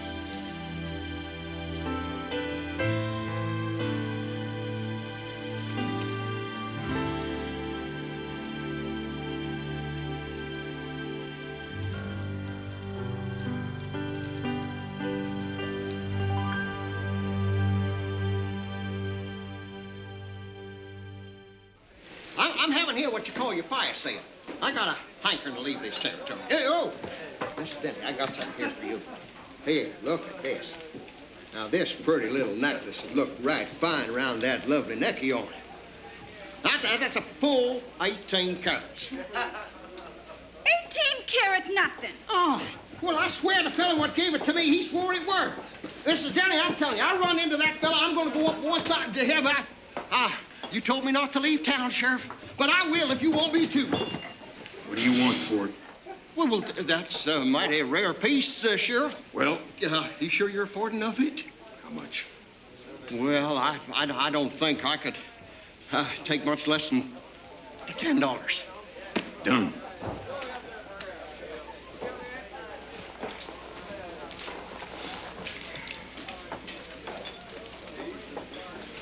Let's see. 5 and 10. Gotta say, I took you there, Marshal. You gave me twice as much as that for worse. Boone, you ain't got the slightest idea what this is worth.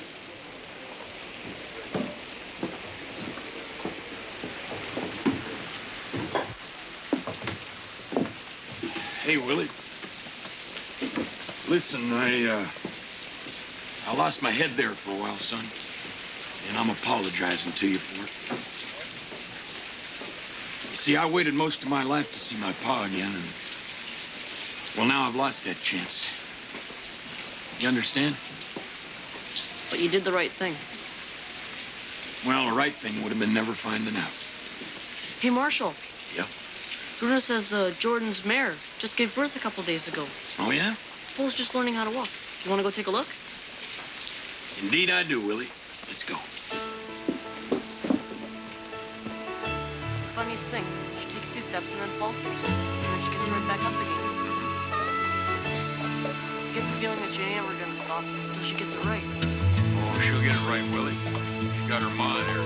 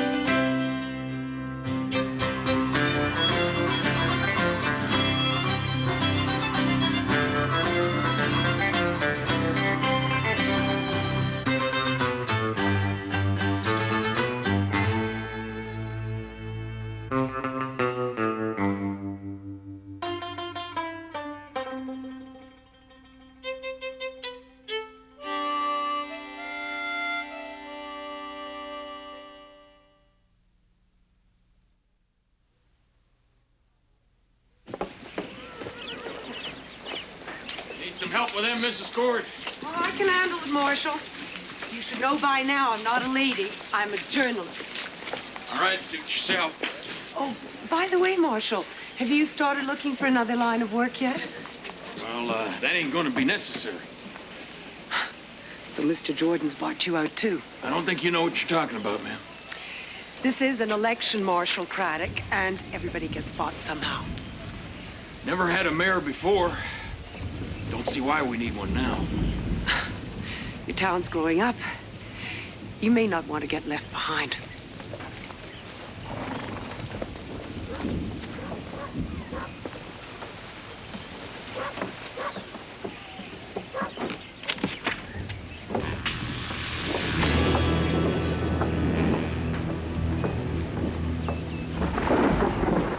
Marie?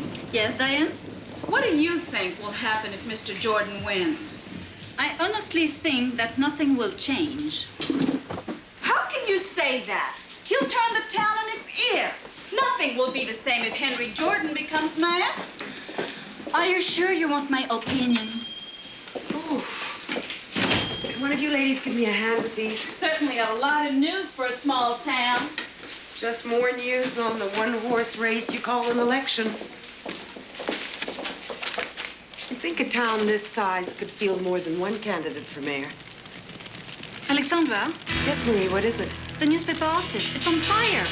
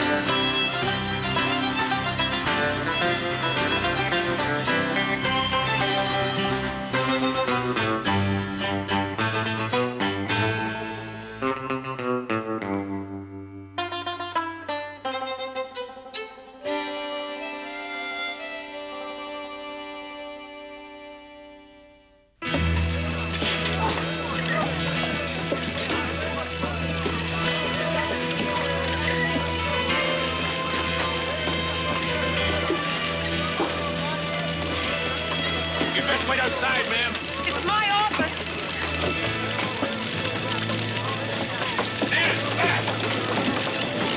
Don't go in there, man. Do you have any idea who did this? Well, from what I've heard about this newspaper, anyone who can read might have done it. Well, that would leave you out, wouldn't it, Marshal? Well, whoever did it had no intention of burning it to the ground. What are you talking about? Well, if they wanted to destroy this office, they wouldn't have done it in the middle of the day. Mrs. Cord, you realize that this was just a warning. They can warn all they want. I have no intention of shutting down this newspaper. I don't know why you won't run. I'm a saloon keeper, Diane. If Jordan wins, this town will become nothing more than a supply camp for his ranch. A town full of cowboys and drunkards. Good for business. Zach Denny! I thought you wanted to live in a town you could be proud of. A town with a church, families, why, a school someday. Fine. In 2 years, when no one can recognize this town, you can tell everyone that you didn't do anything about it because you, Mr. Denny, well, you had a saloon to operate.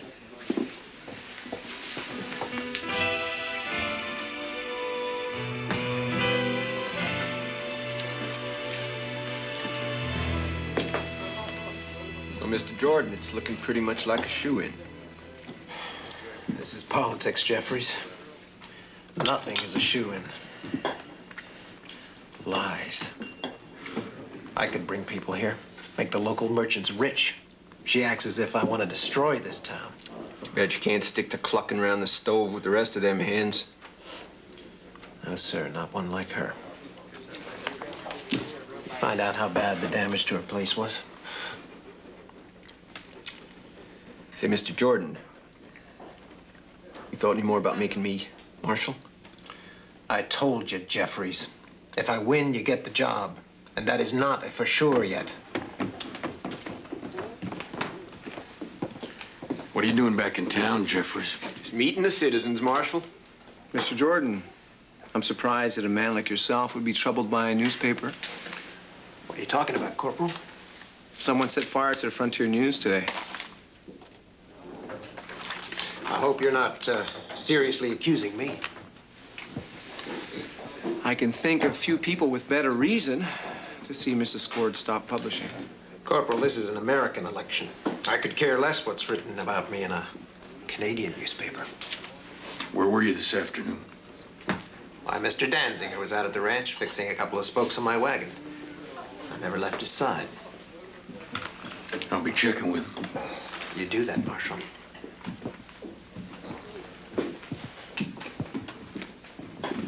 Seeing as how it could well be your last official piece of business.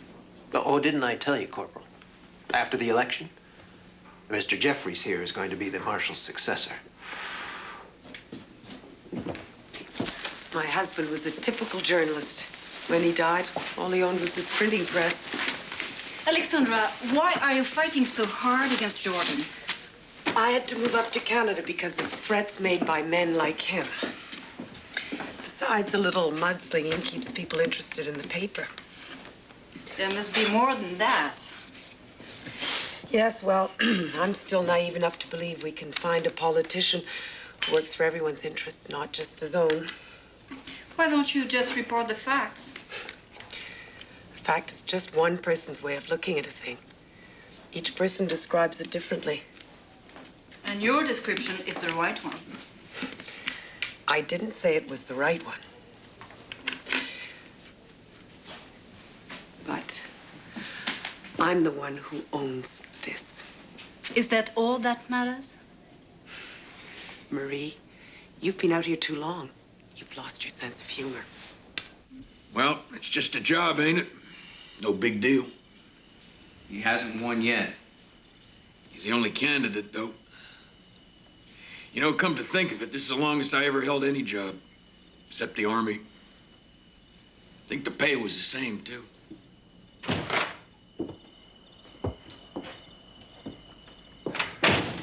This here's a pigsty. You won't object to me cleaning it up, will you, Corporal? How come you ain't out shooting at farmers there, Jeffries? Just taking a look around, Marshal. Well, maybe you've looked around enough, huh, Jeffries? I'll leave when I'm ready, partner. You're no partner of mine. Get out.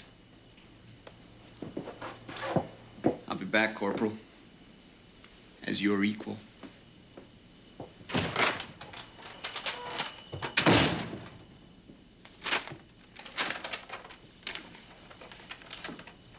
You know, all of a sudden you don't seem so bad. I don't suppose that newspaper of yours has got any advertisements for help needed, does it? Why, are you planning on taking up reading, Marshal? Could be looking for other employment. If Jordan wins, he's hiring Hank Jeffries as marshal. Would he do that? Well, he'd be stupid not to want a marshal with the same views he holds. And I certainly wouldn't call Mr. Jordan a decent man. So, you're saying I am? No. But you have potential. Ladies and gentlemen, can I have your attention, please? Diane, what are you doing? I heard Corporal Bennett say Jordan was going to make Hank Jeffries the new marshal. Jeffries? You are going to change that. Diane, If you don't, who will? I ain't no politician. You are now, honey. Ladies and gentlemen, I'd like to introduce our newest candidate for mayor of Bordertown, Mr. Zach Denny.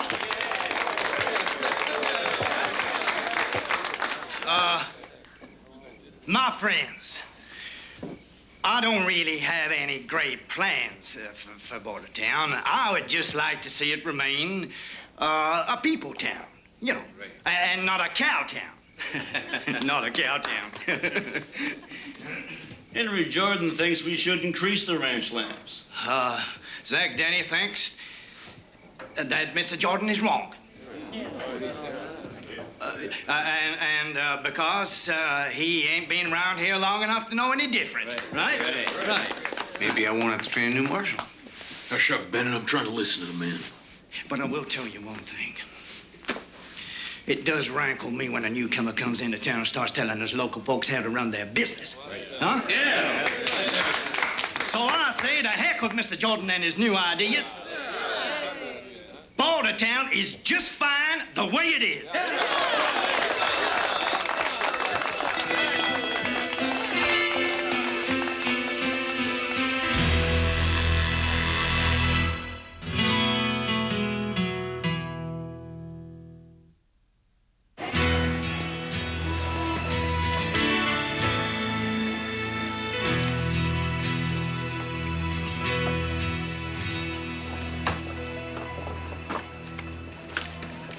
Oh, that's my Zach. Best headline I've written all month.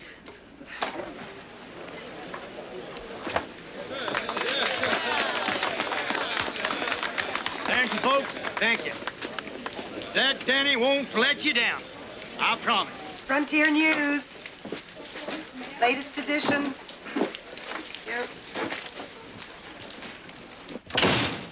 Corporal, I do not want that paper coming across the border. That woman is interfering with an American election, and I would appreciate it if you Canadians just stay out of it. I recall hearing you say you didn't care about a Canadian newspaper. She is slandering me. Mr. Jordan, even if I wanted to, it's not possible for me to stop the distribution of that newspaper. And arrest her. On what charge, Jeffries? Libel, or whatever it takes.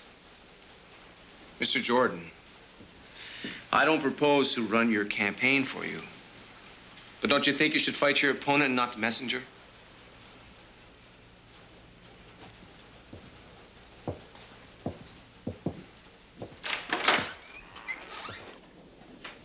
What do I owe the pleasure, Mr. Jordan? Mrs. Cord, You said a lot of things without talking face to face. I think you owe it to me to hear me out. Mr. Jordan, before I moved to Bordertown, I lived in Wyoming. So I know what happens when ranchers take charge. That is not fair. Isn't it? Tell me, what are your plans for the homesteaders you uproot? Mrs. Cord, large ranches need all kinds of support. There will be work. So they give up their homes to work for you. Well, maybe that is the price of progress. Excuse me if I take issue with that. These people have left the textile mills and the slaughterhouses of the East to make their own destiny. And you're promising them a future as bleak as their past. They do not have to sell out. In Wyoming, the farmers who didn't sell out were burned off their lands. My husband died trying to stop that. And I'm sorry about that, Mrs. Cord, but that has nothing to do with me. You're a rancher. You'll do the same. And that's where you're wrong, Mrs. Cord. I should have known. It was too much to expect a fair hearing.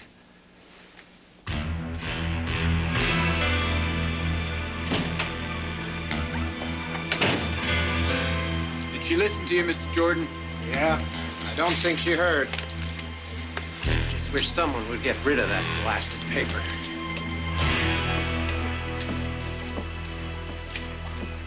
Fellow Bordertowners, my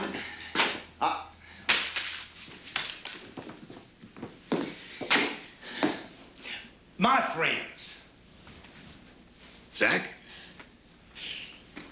Howdy, Marshal. What's on your mind? Well, I just want you to know you don't have to be doing this. Doing what? Running in this here election on my account. It ain't on your account, Marshal. Oh. Well, I was just talking with Diane and, well, I guess I was running for you in the first place, but that ain't the reason anymore. Oh. No, you see, I've been thinking.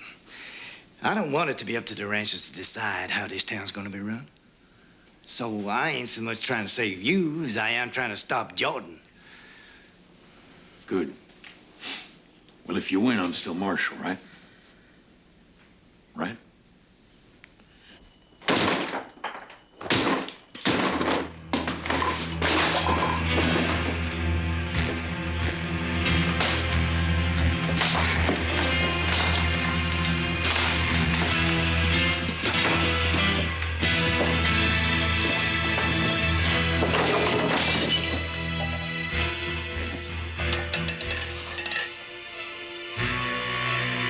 If there's someone here, show yourself.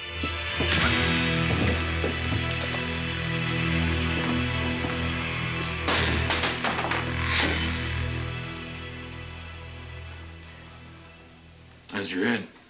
Oh, thanks for the concern, Marshal. Marie tells me that I'll have a headache for a few days. It had to be one of Jordan's men. Can it be repaired? The press is ruined. Bordertown has seen the last issue of the Frontier News.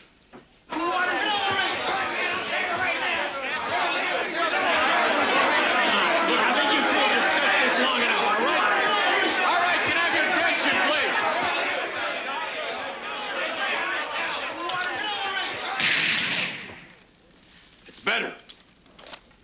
Now, two candidates here. We're gonna do a little speechifying, and then we'll have the vote. All right? Jordan, you call it. Now, I've been living in Bordertown just about as long as anybody. So there ain't much I can tell you folks about me that you don't already know. Only hope some of it's good. And I intend staying in Bordertown my whole life because I like it here, just the way it is. Yeah.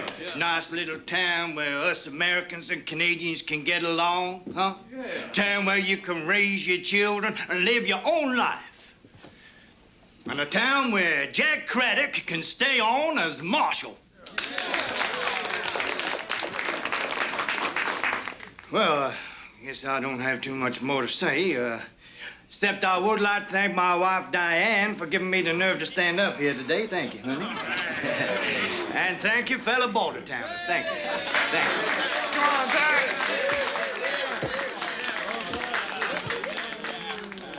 Now, unlike Mr. Denny, I haven't been here forever, but I have chosen to live in Bordertown.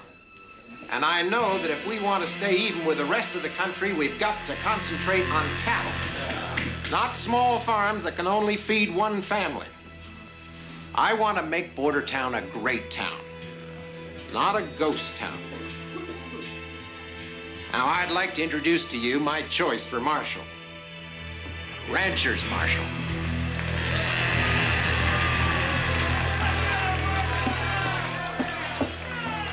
Now, I know that Zach is a good man, but as a leader, well, he makes a better bartender. Thank you.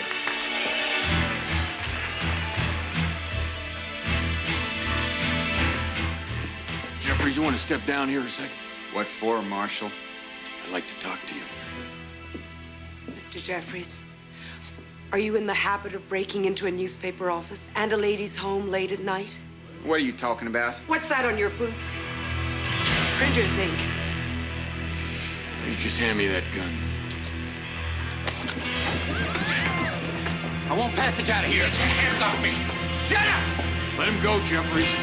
Can't do that, Marshal.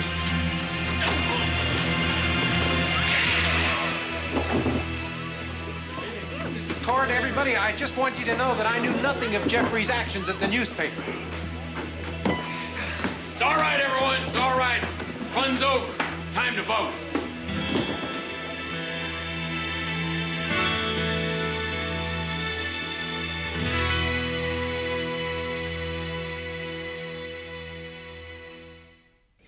Ladies and gentlemen, the results of Bordertown's first mayoral election are as follows. Henry Jordan, 43. Zach Denny, 43. What are we supposed to do now? Is there anyone who is eligible to vote but who didn't? Yeah, me. Well, I must have plumb forgot with all the excitement there before. Marshal, you can forget what I said about Jeffries. Now, look, I got into this for your benefit in the first place, I Marshal. didn't know anything about Jeffries in the paper. You know that. You can drink in the saloon for free. I don't drink, Zach. Well, a man, coffee. Now, Marshal, I know that if you talk to Now, Mr. look, Denny, we can come to a I compromise. got that into will this suit in the both first of place us. because you... Now, you hold can't on have there, this Bennett. or That these way- things- Now, hold on. Do I have to vote? You can abstain. What? You don't have to vote. All right. In that case, I ain't voting. So unless you two want to get together on this, we still ain't got no mayor here in Bordertown. All right, what do you say, Mr. Denny? You out of your mind? I'm gonna go with the status quo. Yeah. As far as I'm concerned, this is a victory. What are you going to do when you get to San Francisco? For the time being, I'll work at the Chronicle. It's a good newspaper, and it's about to get better. You will write? Of course, Marie. It's second nature. Corporal, if I come back here, it'll be with my own press and my own money. I understand. Yeah? Before you're rid of me, I want you to tell me why you didn't vote for Mr. Denny. Well, I figured it weren't right for a lawman to be owned to anyone. Like a journalist. I guess so. You're more than halfway to being a decent man, Marshal. Next newspaper I set up, I'll send you a copy. Much obliged, ma'am.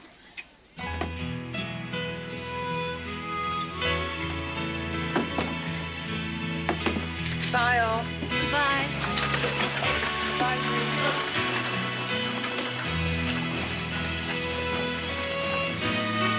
What are you gonna do with a newspaper, Jack? I don't know.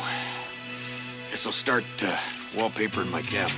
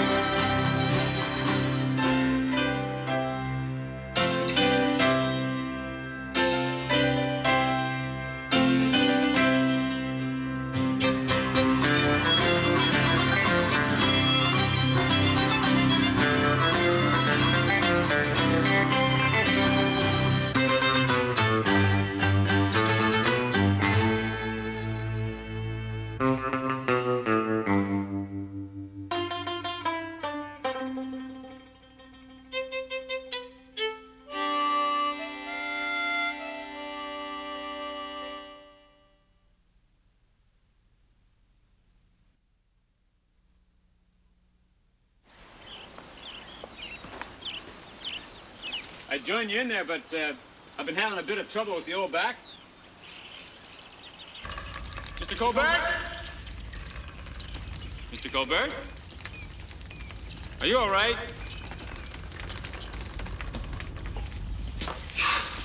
Keep your hat on, Mr. MacWherther. Looks good in there. Honestly, most folks in Bordertown think I'm a fool for buying this old mine. Oh, then you'll get to laugh in their faces when you wave gold in front of them. This mine's got real potential. Just potential? Hey, that's all any miner has until you had the ore in your hand. That's the first law of mining. But we'll turn a profit if we follow the second. What's that? Keep our cost low. Oh, that's my specialty, Mr. Colbert. So, you'll work the mine? As full partner. I was thinking more along the lines of 30%. Full partner, MacWherther. Otherwise, you can work it yourself.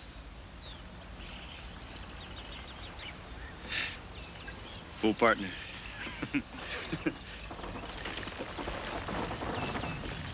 Is it safe in there? Safe enough to make us rich.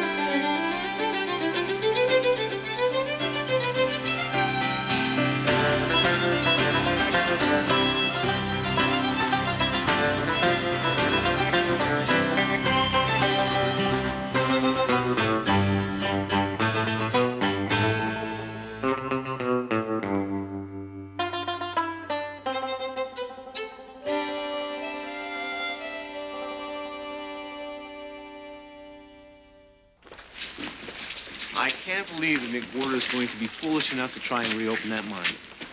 Looks like he's found a fool to help him, too.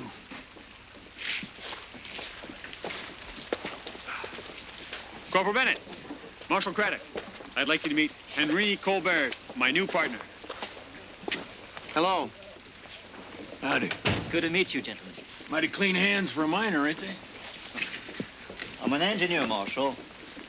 I like to stay away from the actual work. How long do you think it will take to rebuild the main shaft? You're an engineer, Corporal? No. But it doesn't take an engineer to know that the mine isn't safe. Well, my partner and I have discussed reconstruction. By the way, MacWherther, if you want me to get to Great Falls before nightfall, I best hurry. Of course. Nobody's been able to make a profit out of that mine. What's your secret? Excuse me? How are you going to make it pay? Well, that's my job, Corporal. Here's my share. I'll be back tomorrow.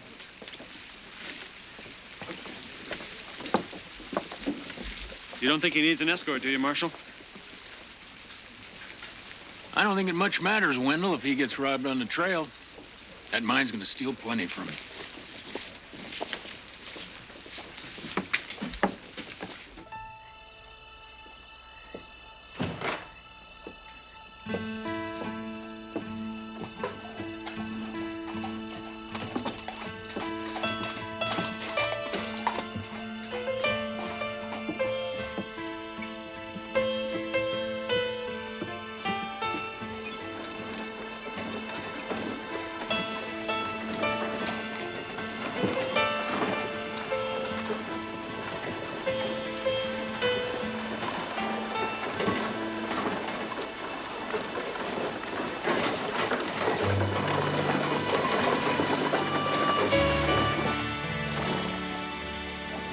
Mind if I cross into your country, Corporal? Go ahead.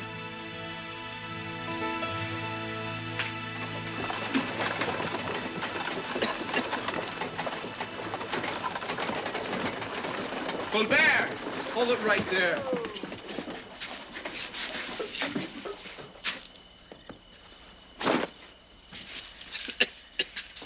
Do you have a problem, Corporal? Is this your idea of mining equipment? It's their choice. Let me see your papers. Everything's in order, I can assure you. Do you people know that you're crossing into Canada? No speak English, Corporal. But at least they know how to work.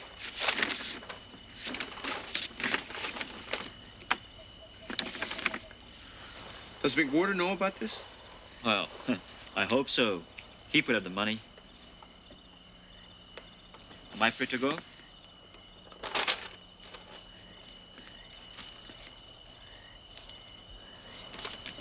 Thank you.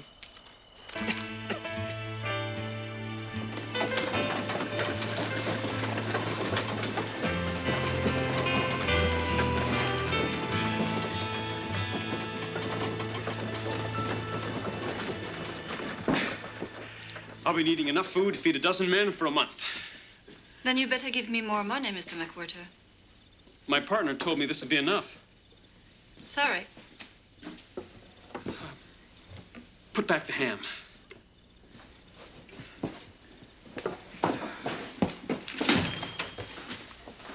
Wendell,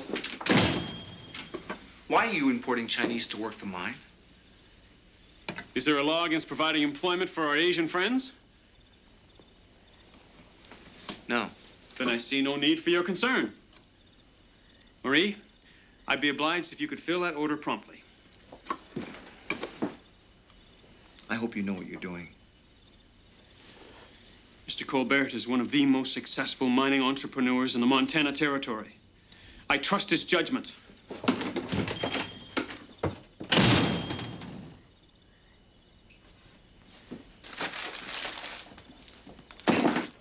If this mining company makes a profit, it'll be at the expense of the workers. Yeah, well, it's always been like that, ain't it? If they were white, they'd be treated differently. The Chinese aren't even being properly fed. Yeah, I know that, Corporal. I seen the graves of the Chinese building the railroad. According to the law, there ain't much we can do about it now, is there? I'm not interested in legalities.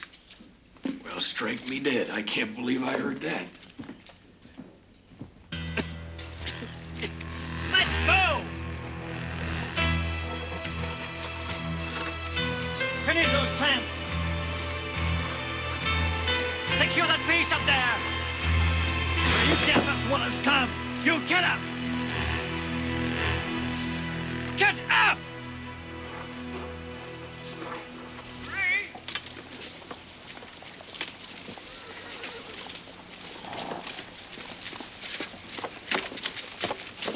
Here, let me help you with that. I'd prefer it if you could do something to help the miners, Clive. Come on, get up! You get up. What's going on? These people only understand about half of what I say. Hey, I didn't shoot him, and that's what you're worried about. He needs medical attention. Some good hot food will fix him up. Take him to my home. We can take care of him right here. Oh, you've done a fine job so far. No, don't touch that food. That's a month's rations. Well, this is mighty generous of you, MacWherther. Come on, boys. Dig in.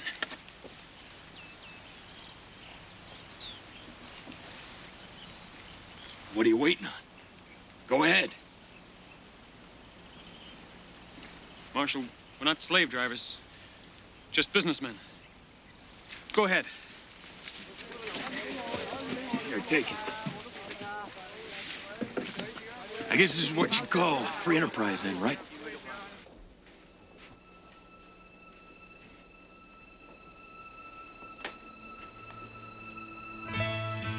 Jack!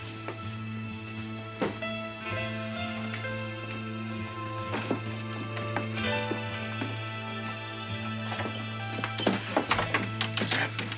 He hasn't eaten in days. When sickness takes hold, they have no strength to combat it. We can't force Comar to feed him. I thought Wendell MacWherther would have been a fair employer. Easy, Marie. He just wants to get rich. Like the rest of the world.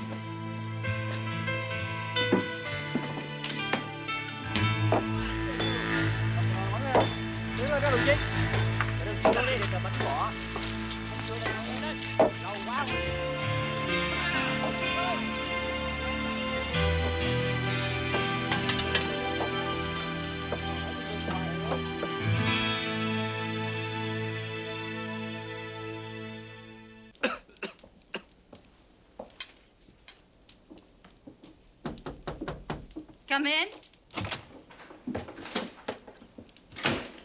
He's not ready to come back to work yet. That's not why I'm here. I just wanted to let you know I've told Colbert to increase the amount of food these men are getting. Good. Now, if you build them a decent shelter and get some proper clothing, some of them may survive being in your employment. Just let me know when he's ready to leave.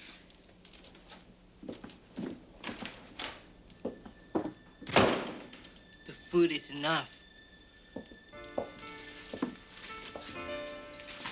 What? If they give us more food, they'll give us no money. You speak English? I learned it at the missionary at home. Why didn't you tell anyone? The mine owners don't want the Chinese who can speak English. They're afraid that we'll tell others of the conditions.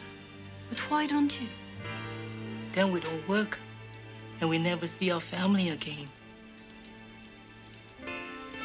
Thank you for your kindness, Doctor. But please, stay out of this. We need the work if we want a future. So, what's troubling you, MacWherther?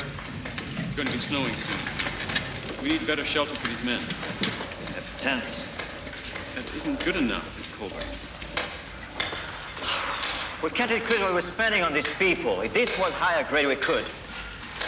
Well, then we take a smaller profit. If we build permanent shelters, you can forget about any profit at all. Or did you get into mining to take a loss, MacWherther? Good. Now, open up that shaft. Most of the ore of any value I've found in there. You've rebuilt it so it's safe? Well, whenever you've got to dig, there's a risk. there's a risk, then don't do it.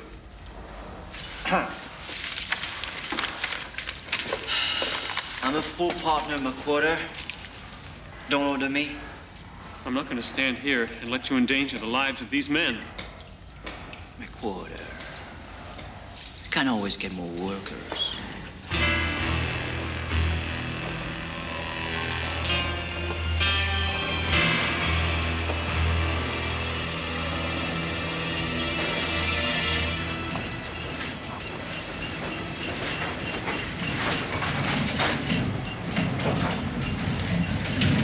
What do you think you're doing? I missed too much work. I don't think you're ready to start again. It is for them that I must work. I wish to bring my family here. There's nothing for them in China. Here, they will have a future. And if you die of pneumonia, what future will they have? Please, it is my choice. Please, let me go to my work. I missed too much already.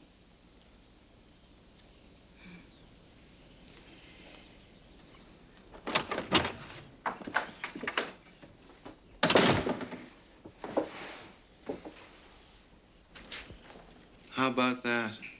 Charles Dickens was just in Toronto. Yeah?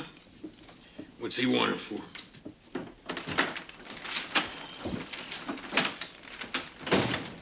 Gentlemen,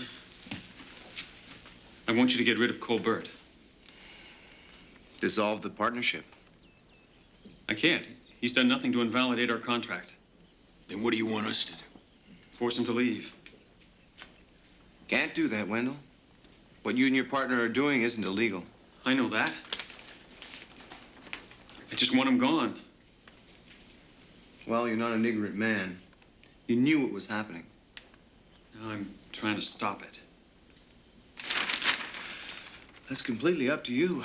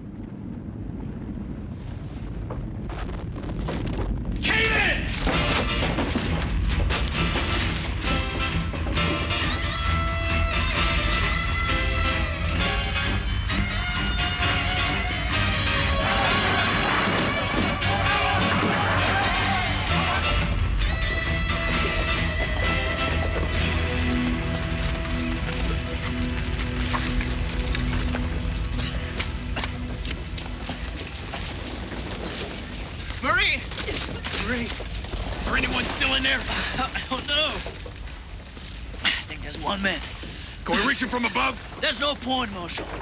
No one's getting out of there. We've got to do something. You're nothing but a murderer. They went in that mine on their own free choice. I was in there, too. Too bad it didn't bury you, Colbert.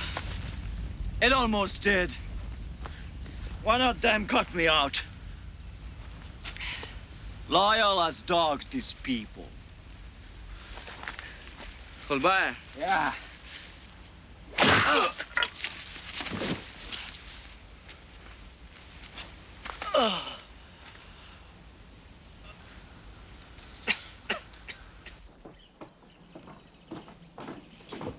I want that man arrested, Marshal. Yeah, well, it ain't my jurisdiction, all right?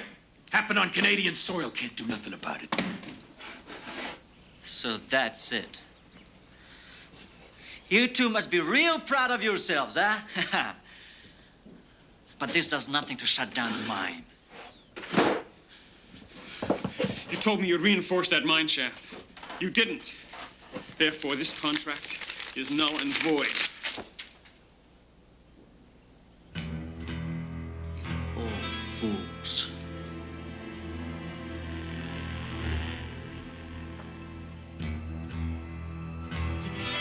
I'd advise you to leave.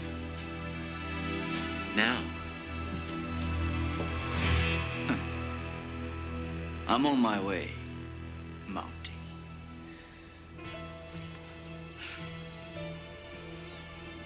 I'll leave you to your Bordertown, MacWherther. It's a naive little town. You'll do well here. I will, Mr. Colbert. At least I've got self-respect. Good. Pay your bills with that. Colbert! One of those men died saving your life. Of course he did. I am his paycheck. I'm the food for his wife and children.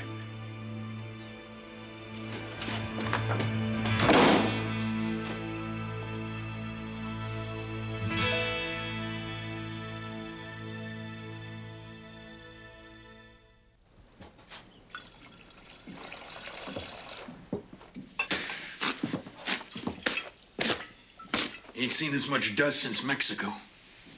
Here, Jack, try this.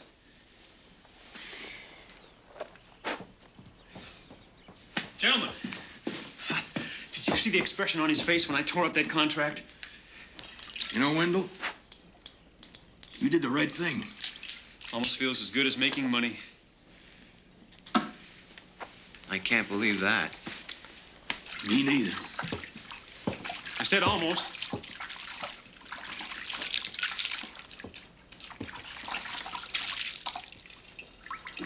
Gold shines so true it blinds you sometimes. Secret is knowing its value.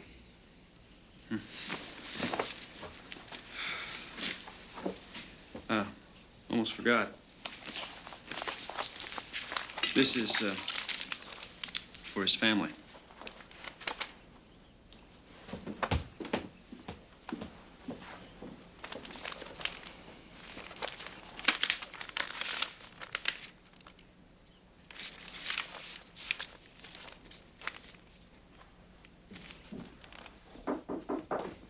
Come in.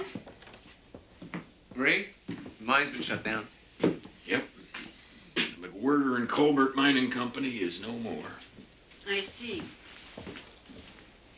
Well, it is what you wanted, ain't it? He had a family. What do we tell them?